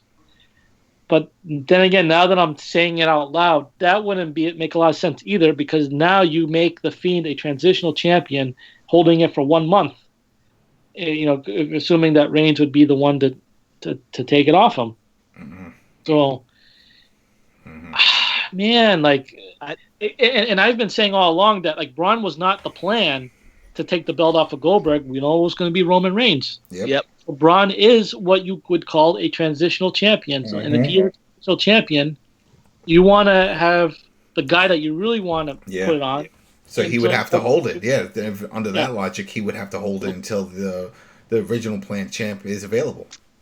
Yeah, and then on top of it, you don't want you want to remind people that Bray Wyatt he's a problem whether he's wearing a mask or not. So you want to remind people that he's a problem, that he was the leader of the family, and that he could still beat a guy like Braun Strowman. Yeah. I'm gonna say Bray Wyatt. I mean, I don't know. I'm gonna say Bray Wyatt. Just if I believe that they're gonna go with the timeline of building up to SummerSlam, you gotta have Bray Wyatt have the belt, and you gotta have him have it soon. You can't wait till July. So I'm gonna say that now's the time, and I'm gonna say Bray takes it off of Braun. Can I just make one quick comment before you go to the next person? I just want to say this. I mean, when they first introduced this feud and you had the whole back and forth, the promo between Bray Wyatt and Braun Strowman was good. But I have to say this. It is a very stupid reason for Bray Wyatt to all of a sudden have an issue with Braun Strowman talking about, you turned your back on me. When really, Braun just got sent to another show. That's pretty much, they split them up. That was it. It was during the draft. That was it. Yeah. So I have to laugh at that. But again, I just wanted to say that because I was very entertained when I kept hearing him say that. But yeah, continue. All right. Are you ready for what I'm about to say? Yeah. All right. This is something I was thinking about, and this is going to be one of my crazy bookings, and this is what I think is going to happen. Especially when if we stick with what looks like it's going to happen, it is the Bray Wyatt form going against Braun. It's going to be a crazy match. Bray Wyatt is going to win. All right, there goes that. He wins the match. Then we go into the main event for the Money in the Bank. Whoever wins the Money in the Bank from the ladder gets down. Someone, the announcer or whatever, he grabs the mic and he says, "Oh, and Bray, I'm coming for you. I want that. I'm going to cash in." Whatever. Says something like that. Next you know, boom, lights. They start doing the whole thing. The Fiend shows up. Ring the bell. The match starts. Now we see that cash in take effect right there on the spot because obviously you can't do it the other way around. This was taped. And then the Fiend either retains or loses it there. There you go. Does the Fiend show up or does Bray show up? It's the Fiend. That doesn't make any sense. Because he's super heavy. The Fiend always attacks with an actual mission. Well, yeah, I think that like Adam's thing could happen, but I don't think that you would have a cash in. I think it would just be a thing where the briefcase owner is ambushed by the Fiend, and you close it out with that, and then the people think, "What the hell? How is that even possible?" That kind of thing. Yeah. That's what I was thinking. I was just thinking of something crazy. So. Well, that certainly would make the Money in the Bank match even more interesting with the hecticness of everything. If he did show up at the end and just attack the winner, that would be hilarious. So I approve of that decision creatively. Yeah, because that's just saying. I was like, there's got to be something that would be a surprise. That would be unexpected. And yeah, it throws everything out of the window. And since we know this is taped, I mean, we don't know. They don't know, but we know it's filmed. It's going to be filmed. We know that it's going to have the effects. That's been open knowledge. They've said that. So anything is possible. And if you're going to go that far, then what's stopping you going the extra mile and the extra of just doing this? Because this would give that whole, okay, then somebody could cash in. Because as we talked about earlier, if this is taped, but all the other matches are live, clearly whoever wins the main event match can't cash in during the main event unless the show starts off with this Money in the Bank stuff, and then they try to swerve it and have the Bray Wyatt or the other one title match, the Seth Rollins Drew at the main event part of the card, but it still doesn't. It's messy. It's messy because one part's taped and one's live. And one is not only taped, but it's going to have Hollywood effects. It's going to be like what we saw at Mania. So people are definitely going to know with all the cuts and stuff like that. So might as well. I think it just spices things up. The person climbs down from the ladder and it's like, oh, I did it. And you know what? I know who I'm cashing in. That's right, Fiend. You're getting it. And I could see Daniel Bryan to whoever, and we'll get to those predictions. But it's like, oh, whoever it was that wins, it's like, oh, I'm coming for you. And then all of a sudden the lights and the whole thing, and then he pops up in the ring. And then they're fighting, or he looks at him and he hands in the Money in the Bank, and they ring the bell. They're like, oh, we're going to have this match now. I just want to add, I think it would be even more hilarious if the Fiend just attacks the winner. So the winner doesn't get to say who they want to face. He just attacks them out of nowhere. And then, of course, but they're not going to do that. But yeah, continue. Well, that was it. But that's my logic behind it. Braun Strowman, I would want to win. Why not give him that long run? At least for this one, makes sense. But you're trying to also keep Bray Wyatt strong, not just the Fiend, because then it'll always point out, it's like, oh, whenever he's Bray Wyatt, he's just going to lose. He only wins when he's the Fiend superhuman. Because then that pattern will start developing. So, unless he switches, he could always switch during the match, but then that's going to be taped. Or they pull a Sting type of situation where you see someone standing in the back and it looks like the Fiend, and then you see him moving over and it's the Fiend, all over the place. And Bray Wyatt's in the ring laughing, and it's playing mind games, that type of thing. So, So if my craziness don't happen, Bray Wyatt. I mean, Braun Strowman. But if they decide to go crazy, and if I want to think crazy with creative, then I go with Bray Wyatt and The Fiend. And one final thing.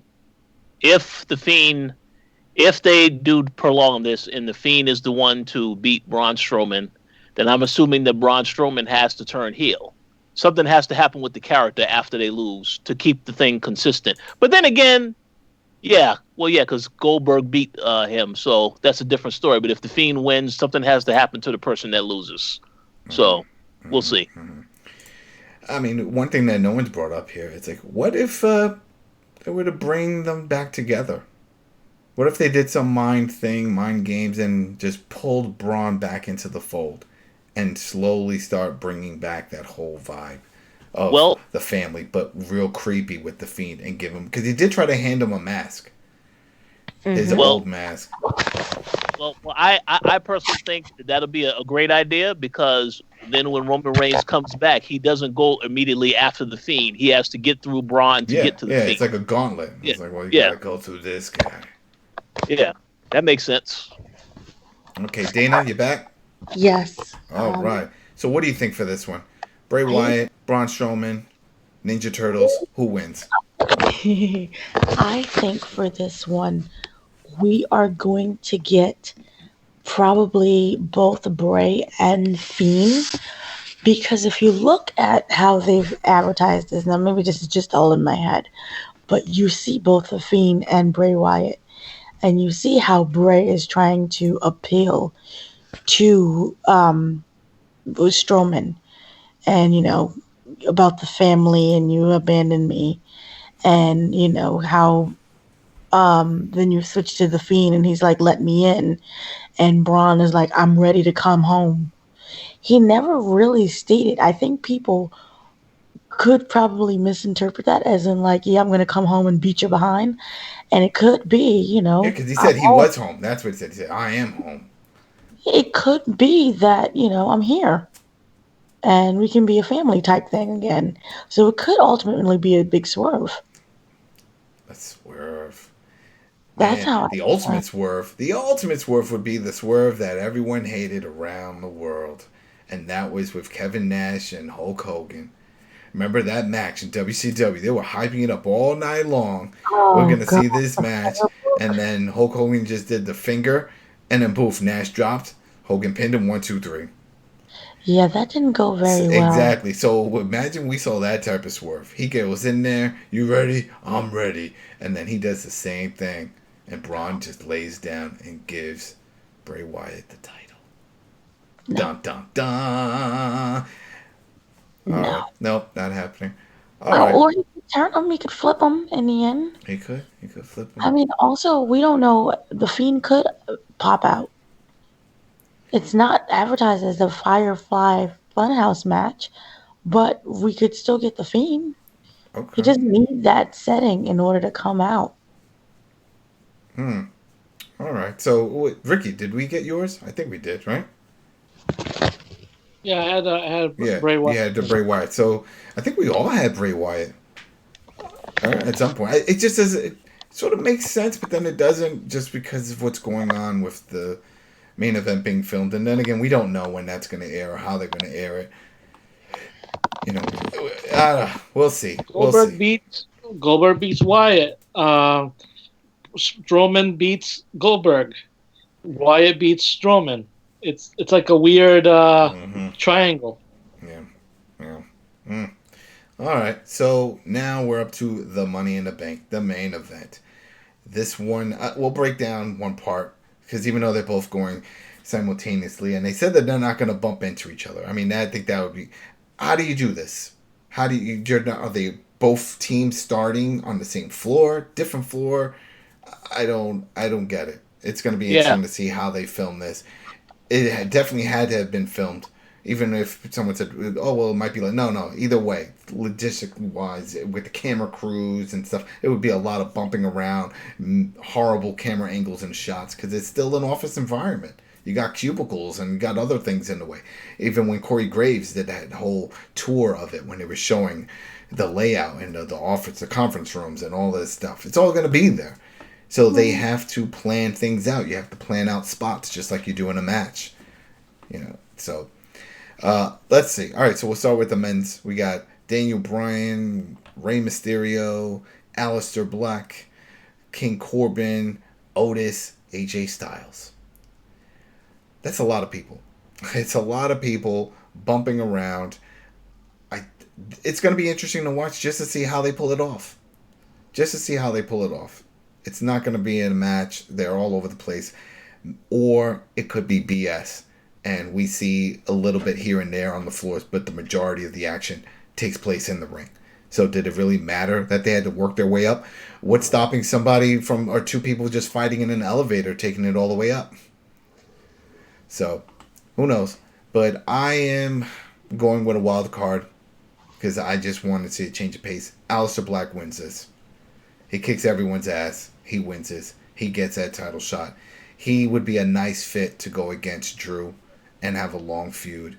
And even with the whole Seth Rollins thing, he would be nice to just do the round robin with those guys. Just to hang above the top. And it'll definitely throw him in as a main eventer if he wins this.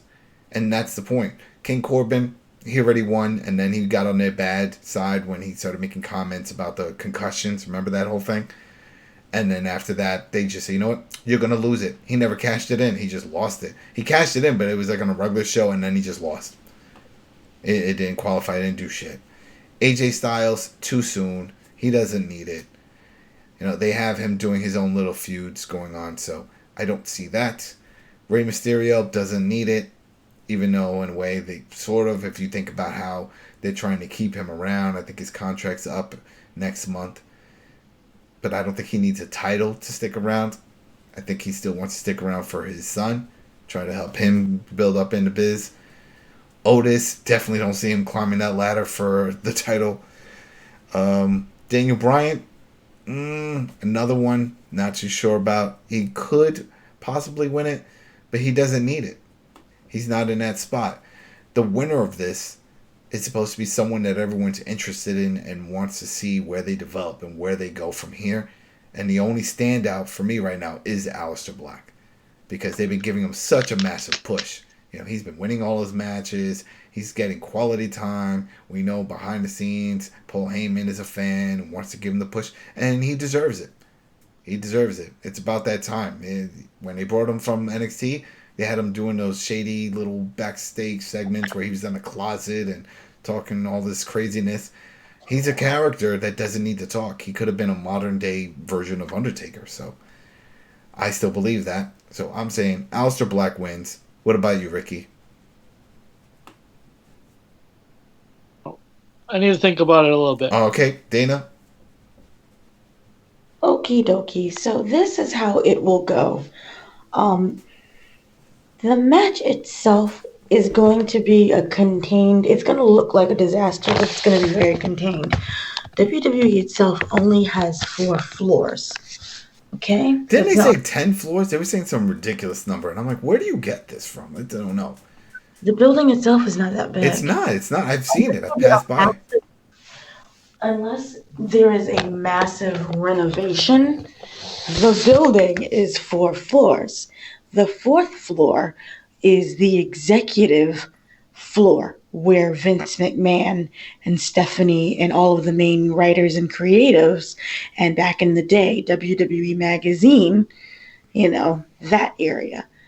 Now, do they still have the ring? Do you know if they still have the ring? I remember they built like a whole connection with the ring and stuff. They probably have that. Okay, keep going. Then once you get to the 4th floor, the way to access the roof was through a staircase. And it was a narrow, regular staircase. And then you get up on the roof, and that's where a lot of employees back in the day would also have like their lunch and have meetings when it's nice and warm and toasty outside.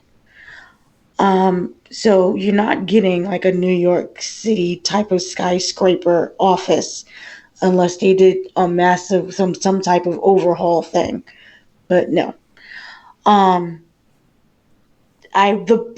building itself is it's a standard office, but they zhuzhed it up. They makes it looks very nice and spectacular and very pretty. I do see again it being a very controlled environment in the sense that it's going to look chaotic, but it's really not. And you're going to get some really nice kind of, the camera angles so everything is not a hot mess. The fact that the men and women are starting simultaneously, God, I wish this was the Attitude Era. That would have been really fun. But I do see a lot of interference from, I believe, Mandy is in it, is in the women's part. Let me see. Is she? No, she isn't. No, she's not in that. Sonya? Not in it. No, we'll get to that. But yeah, it's Asuka and Baszler, Nia Jax, Dana Brooks. Well, I Lacey can Evans. see, the women maybe a slap or two with the men or something. But again, Mandy could make an appearance and kind of help Otis that way. Yeah, she could always accompany him and be like, yeah, I'm here to support my man, or, she could do something like that. Something real nice. But this will just be really fun itself to see how it's executed. But it's not going to be any different than, remember when they had Brock Lesnar, they had a segment with him going to the headquarters and him riding the elevator and all the employees acting scared. There was another one where, oh gosh, I can't remember who the wrestler. They did a 2K Games one with Ultimate Warrior when he was roaming around. They did a whole little fight thing there going on. Right, but there was an actual segment that they did a while ago where I believe Brock Lesnar destroying Triple H's. Yeah, that's for it was Brock Lesnar and Triple H. So you're gonna get that, but you're gonna just have a lot more bodies in it. Now also the WWE does not have, it's not like a one elevator situation. There's more than one elevator, so I can easily see when you get inside of the building, you have that massive lobby area. And when you look up, that's when you see all the different floors. But the straight lobby, so there's different elevators, and I see the women going in one elevator and the men going in another elevator to kind of ride up. They're going to take this floor by floor because, again, there's only 4 floors. Unless they've changed something massively. 7 floors. There's 7 floors. You see, that's what I know. They definitely said more than 4 floors, and it's like I passed it a bunch of times. It didn't look that big. So unless there's some underground parking or something going on. Well, yeah, you do. Here's the thing: if you're gonna get really technical, there is a huge parking lot that they have. Maybe they could incorporate the other. Remember, there's the other headquarters that they was building, but they had to stop, and that's how they were able to really save up all their money. They could do that. They could edit that, and since it's all filmed, and we could see certain floors where they're like, "Oh, here's another floor." It is, but it's not in that building. It's in another building. Then you can really incorporate that. But to be dead honest, it's 4 floors, and then there's a roof. That's how it is. But unless they start doing some real creative editing, and you got the parking lot area and you got the other warehouse, you can also include the production company, which is down the road as well. So you have the opportunity to get really creative with this. I do look forward to this because, in all honesty, I don't know how this is going to be executed, but I don't see this being, oh my gosh, this is going to be match of the decade, in the sense that it's a building. We all know it's an office building, and they're fighting, and we've seen it again with Brock Lesnar trying to kill Triple H. Okay. We've seen Vince McMahon in the office before. They did vignettes there, so it's not really anything special. If they do it very Hollywood, they got to play with the lighting. They can't just have the standard office fluorescent lights. It'll be too bright. They got to do something where the lights have been shut out, or maybe they look like they're smashed and they're flickering. People fighting in the flicker. Oh, you want like a fun thing. Yeah, I want something crazy. I want to have a weird, sort of like the Crow moment when there's that fight scene in the boardroom where people just fighting everywhere when they're trying to get the Crow, and he's jumping around and he's kicking everyone's ass, and there's gunplay and stuff. So take the gunplay out and just have the crazy lights and bodies flying everywhere in a boardroom setting. That's what I want to see. Okay. Yeah. That would be interesting. Yeah, I want to see crazy, and then add some music, just like they did with the Undertaker segment. Add some background music, do something like that too. Or throw in a swerve and have a live band in a section, like in a corner. Like, what are they doing here? We're here to rock. Boom, boom, boom, boom, boom, boom. And it's like, oh my God. And then everything's crazy. That'd be nuts. And then it'll be like a weird, fight scene from a Hollywood movie. Now, the thing that I don't like is that because it's, going to be simultaneously with the men and the women, that means there's going to be a lot of cuts. Oh, yeah. There's going to be a lot of cuts, and I don't like that. Do you think they're going to do picture-in-picture? Do you think they're going to be something like that? It's like, all right, this is happening on the third floor from the men's. This is happening on the second floor with the women's. I would like that. That would be really great. And also, I think the match is going to go pretty long since they're doing it at the same time. That's what I would assume. I'm assuming at least an hour. That would be really great. I don't mind that at all. And the women will finally get a chance to shine because remember, one of the biggest complaints that we saw with the ladder matches before was that the women didn't know what the heck they were doing because he didn't opportunity. Now we could do cuts. It was like, you didn't sell that move right, so let's redo it from the top. Thanks. Yep. So it's going to be very nice. So who do you have winning this? Okay, so for the men, or what do we do? Just the men now. I forgot Rey Mysterio kind of still existed with the company. Sorry. He's still there. Aleister Black is having a moment. I kind of confused him with Drew McIntyre, but Aleister Black is finally out of the basement. Mm-hmm. Maybe he'll beat everyone in the basement because that's his little home. He knows the area. That's it. But I do see Aleister Black. I really think that he needs to win out of everyone the most. Yeah. If not Aleister, then they'll just give it to AJ. Okay. All right. So you're saying Aleister, I'm saying Aleister. Rich, what about you? Who's winning this match? Yeah, I think Aleister Black would be a great choice. But I have to say my favorite is AJ Styles. And the reason why I say that is because AJ Styles is pretty obvious. He doesn't have that much time left wrestling. Well, he signed that 5-year deal, so he has 4 more years. 4 more years. Well, I don't know if I don't know how recent that was as far as the time it is now in relation to that. But I think about what happened with Anderson and Gallows, and even he was caught off guard about that. He had public comments about feeling how bad that hurt him, and that was why I thought they threw him in this match because you want to make up for the fact that that went down the way it went down. But just thinking about people that Drew McIntyre could face, I know Drew faced Aleister Black on the indie scene, and that is a feud that I definitely would love to see. But I think when I think of Money in the Bank, typically a heel wins that, which is why I say AJ Styles, because AJ Styles versus Drew McIntyre is going to also happen, even though I don't think AJ needs to win the Money in the Bank to get a title match. But I don't know. I'm going to say Aleister Black deserves it, but I'm going to go with AJ Styles as the person who's probably going to win it. All right, well, that does make sense. I forgot about that. They don't really usually do babyface versus babyface. They always have to have a heel involved in some way. But who knows? If they do a swerve and then Seth wins the title and they take it off of Drew, that would really suck for Drew. I really don't want to see that happen.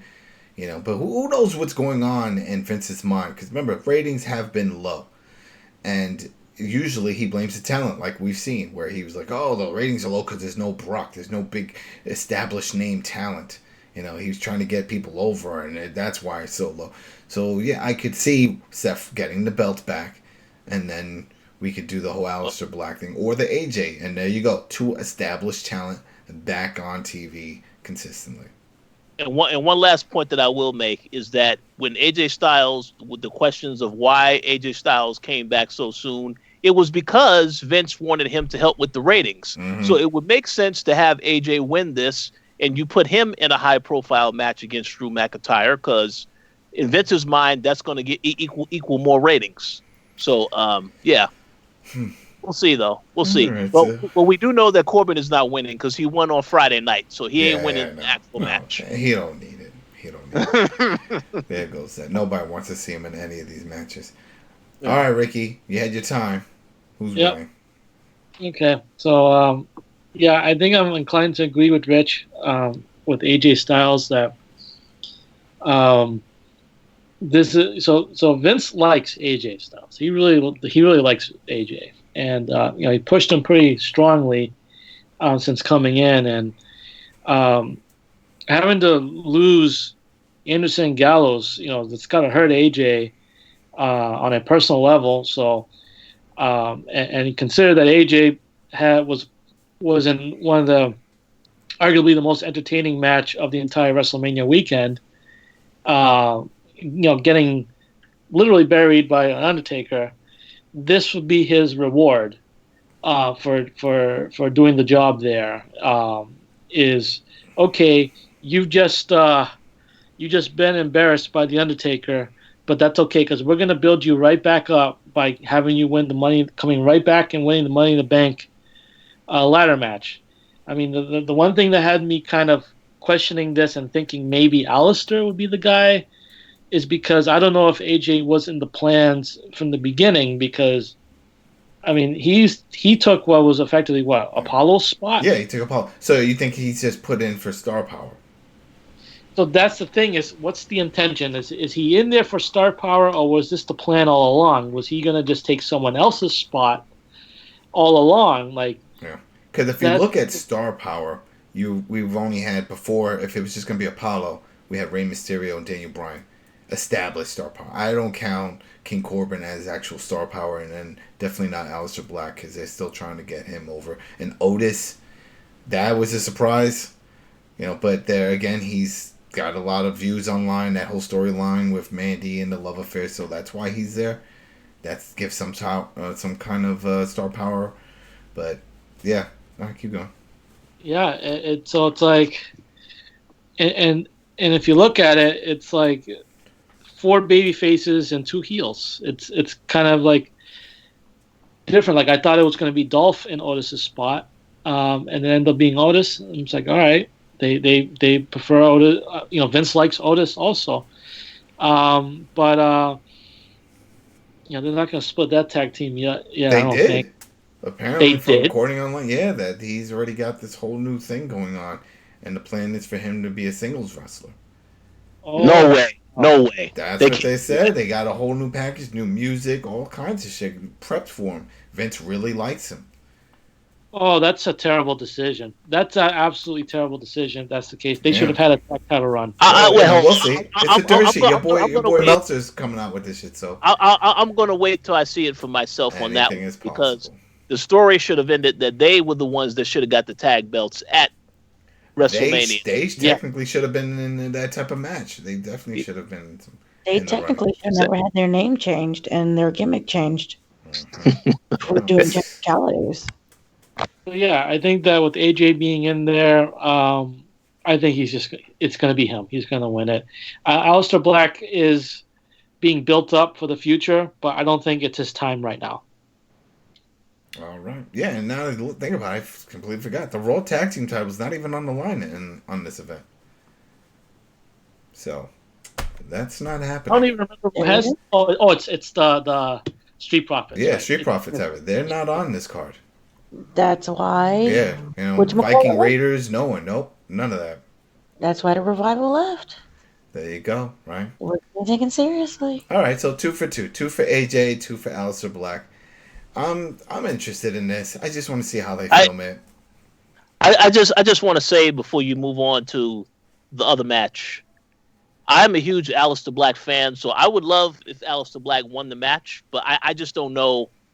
I mean, you got AJ Styles in there for a reason, and before they added AJ Styles to this match, I said Aleister Black 100%, but now you add AJ to the match, it's hard for me not to think that AJ might be the one to win it. Well, you see what you just said with the whole thing with the AJ, and I'm thinking also maybe this is what WWE was thinking. They were like, hey, this is all pointing to the obvious, because if someone's keeping score, they're seeing Aleister Black is always winning. So it just points to the obvious. Throw in AJ Styles, hey, he should be the one to win.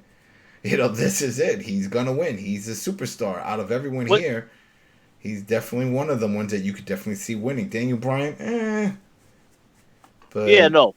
Because at the end, I remember when he was in the match on Raw this past week. Then he had the little promo after that. The very first person that had a promo after him was Aleister Black.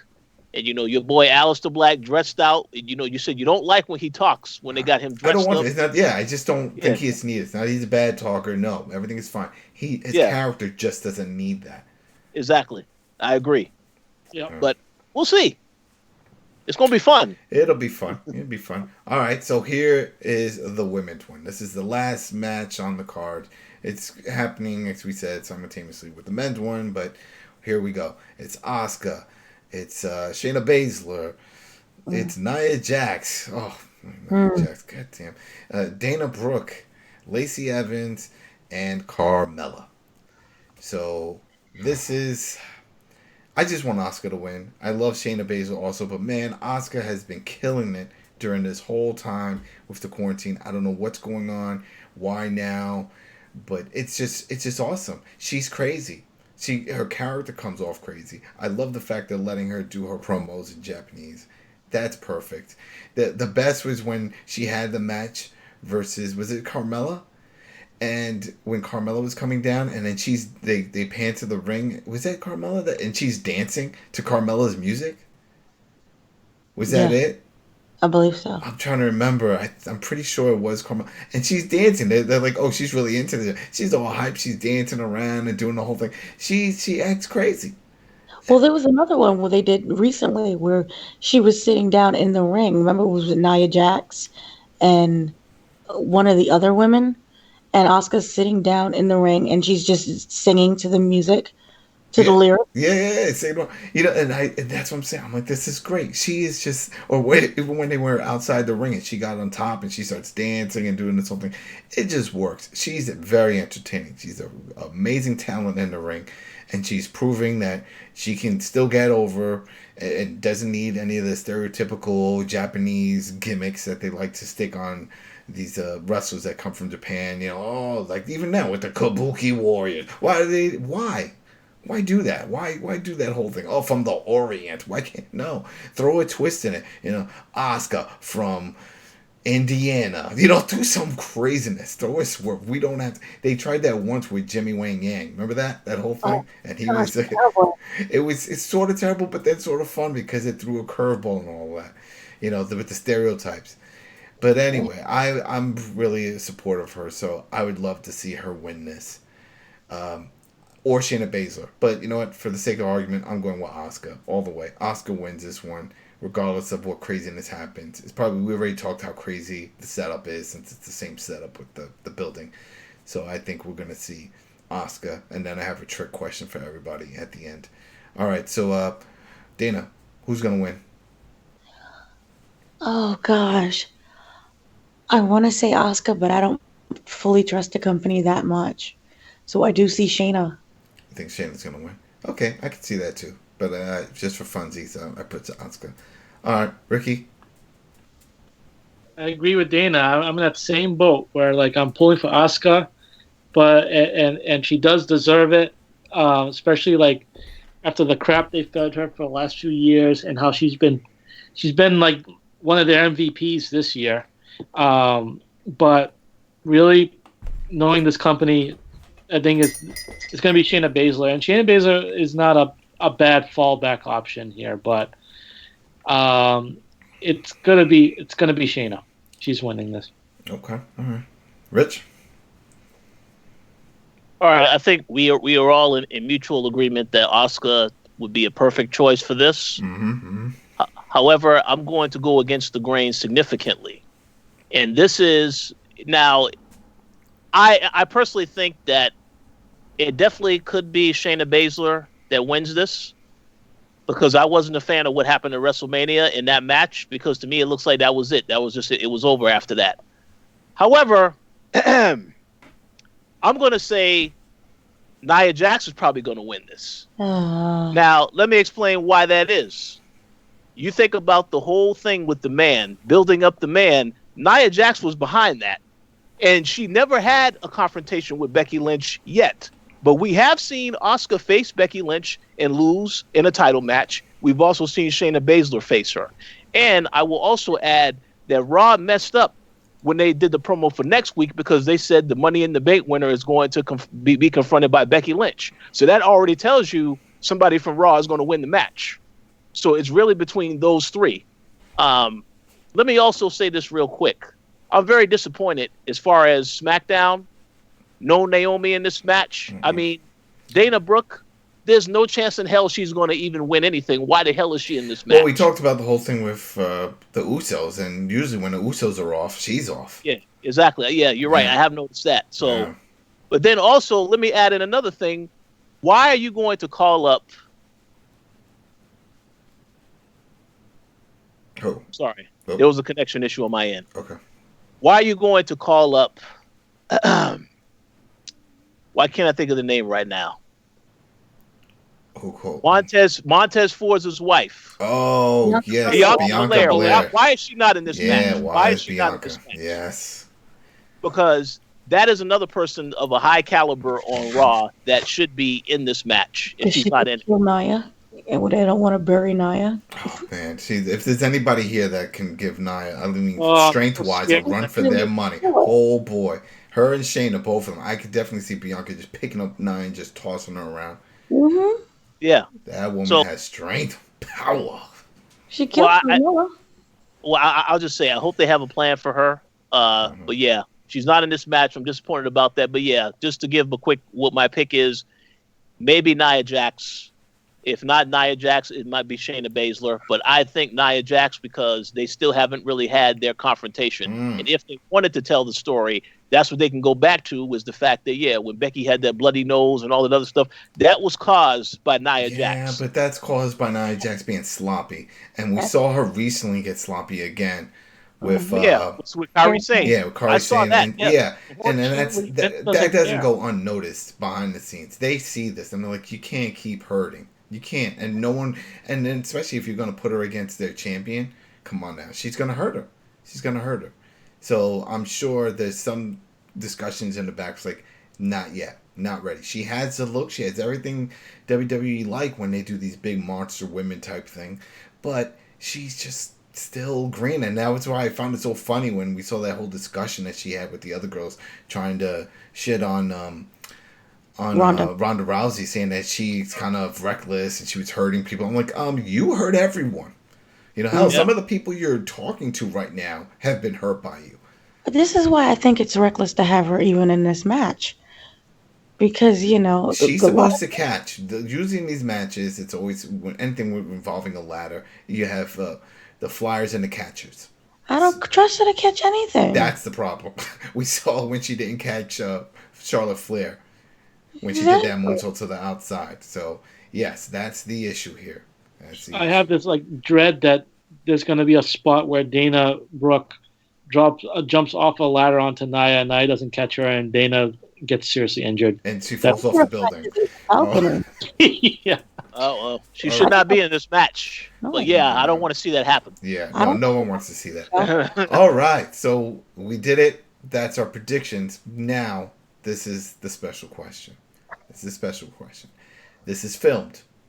This is on the roof of a building. Anyone here sees anything crazy happening? I've seen rumors on Reddit, not rumors, their own people's own predictions of what they think. Maybe we're going to see someone cheat and get the fire truck with the fire ladder, and climb that to get all the way up to the roof. I've heard that. I've heard other maybe crazy spots where they'll try to make it look like someone actually fell off. Or they're like hanging off the edge of the building, all kinds of. Now it's Hollywood effects, obviously, but because that they're adding that element, the sky's the limit. You could do all kinds of stuff. We saw crazy over the top action during that Buried Alive match, the graveyard match. So a lot of people are expecting some of those moments. Any of you expecting any of those crazy moments, Dana? Crazy moments? Not, and I don't know how they're going to film this, but the building itself is not that special in the sense of getting up to the roof. This is what I'm slightly confused about.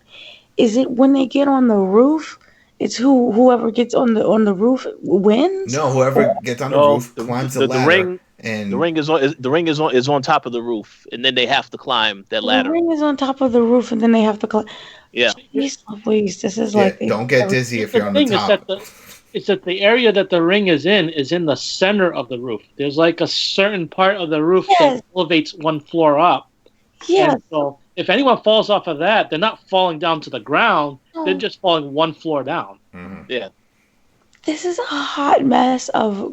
I really want to see this now. Yeah, that's what I'm saying. That's Because it. it's We want to see how they pull this off. How do you pull this off? This is really some Hollywood stuff because It had to be. It had to be. There's no way to do it live.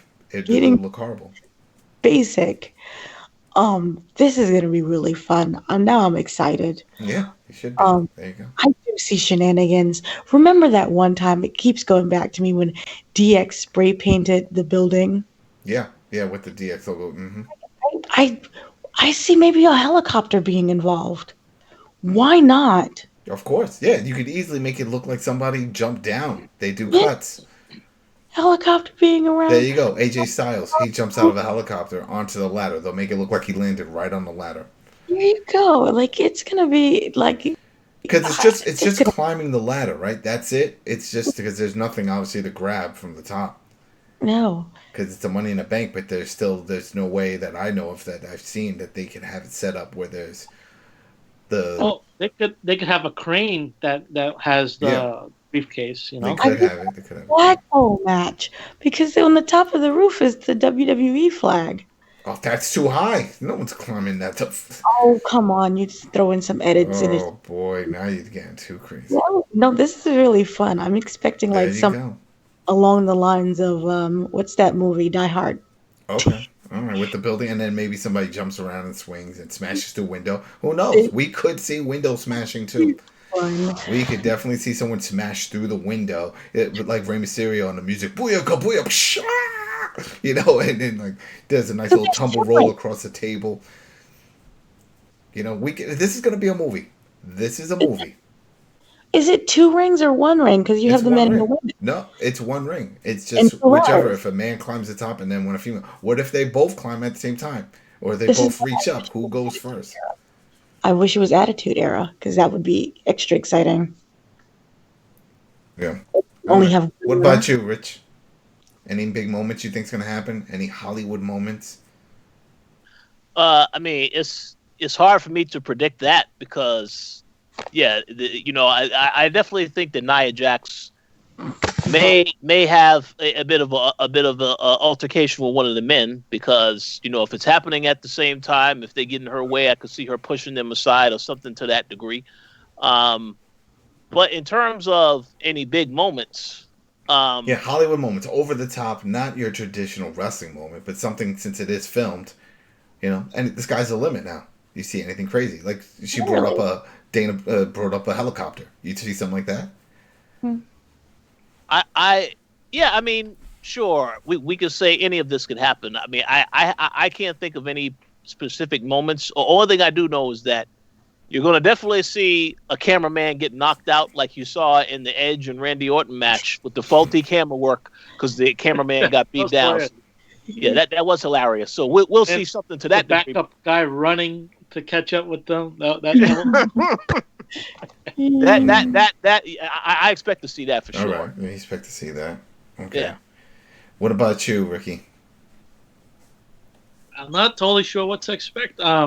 I did like that idea of like the Fiend showing up, but I forgot about that. There's going to be 2 winners, and it's the woman as well as the men, and it's just going to be them both celebrating on top of. I think it's probably going to be 2 ladders, and you're going to be both celebrating on top of the ladders. That's how I expect it to close out. But let me just throw in a quick point here that I will make. I will not rule out other people being involved in this match that are in actual match. Like, I will not rule out Sasha Banks coming out and attacking Lacey Evans during the match to make sure that she doesn't win. I do see that happening because that's a feud that's still going on now. So we'll see what happens. But it's hard for me to think of anything Hollywood level that could happen. But no, continue, Ricky. I'm not sure about Hollywood level stuff, but I don't know if I'm expecting or hoping that we'll see Vince's office as part of this with the big T-Rex skull and everything. Yeah, you'll see that. We will. And the cafeteria, they have to involve food. Yeah, they love slapstick humor when it comes to this stuff. So now this is in the gym. Here's the one thing that I don't think they've mentioned, but I'm assuming it is Sunday. It's happening at night, right? There's no one going to be there, so it's not like we're going to see people working, or like somebody in the cafeteria eating, and oh my God, what are they doing? Or if they throw some weird shenanigans where they smash into an office. And then they turn on the lights so they can fight, and then there's like a couple in the back getting it on. It's like, oh, whoa, what's happening? Yeah. Throw some cheesy elements. I don't put it past Vince because he likes that type of humor. So. You can have an appearance by Shane, not necessarily in the match, but just working in office. Definitely. They'll have an AEW Orange Cassidy moment where somebody is getting thrown into the bathroom and then someone's using the bathroom. Whoa, hold on, wait a second. Yeah, that'll happen. Golf cart. Well, yeah. Oh, that was fun. That whole thing, that AEW fighting in the back and all the craziness that they showed. That was definitely fun. The Kenny Omega going nuts. The highlight, Kenny Omega doing that dive over the table onto the guys. Sammy Guevara getting run over. That was hilarious. They were getting run over. Matt Hardy going into the ice box and then coming out as his ultra persona with the trench coat and everything. Yeah, that was nuts. But back to this. Yeah, this should be fun. I think people are going to be entertained. I think it sounds entertaining. Some of the matches sound kind of suspect, but a lot of them sound fun. The fatal four-way tag could be fun. Of course, the main event is going to be fun. So I'm looking forward to it. I think it'll be a solid pay-per-view for what's going on now. And that's it, folks. Thanks for joining. Thanks for checking out WrestleCast, either on the Koalition or on YouTube, coalition.com, I should say, and YouTube. And we will see you here again for the next pay-per-view. For those that are new, we just go on and cover the pay-per-views. So if there's a pay-per-view coming, then you can definitely check it out on YouTube or on the website. You will see a WrestleCast. And what's the next one? Is it Double or Nothing? AEW? That's still going forward, right? It's just not in Vegas. Yeah, that one's still happening. I'm not sure where they're doing it, but it's probably going to happen in Jacksonville. And I believe... Was that later this month? Yeah, I thought it does. Well, either way, if it is, I think it is. I think it is coming because they were hyping it up on Wednesday. Wait, May 23rd. May 23rd. Yep. All right, so we will be back for another Friday Night WrestleCast to cover Double or Nothing. All right, people, have a great weekend. Stay safe, and we will see you next time. Peace.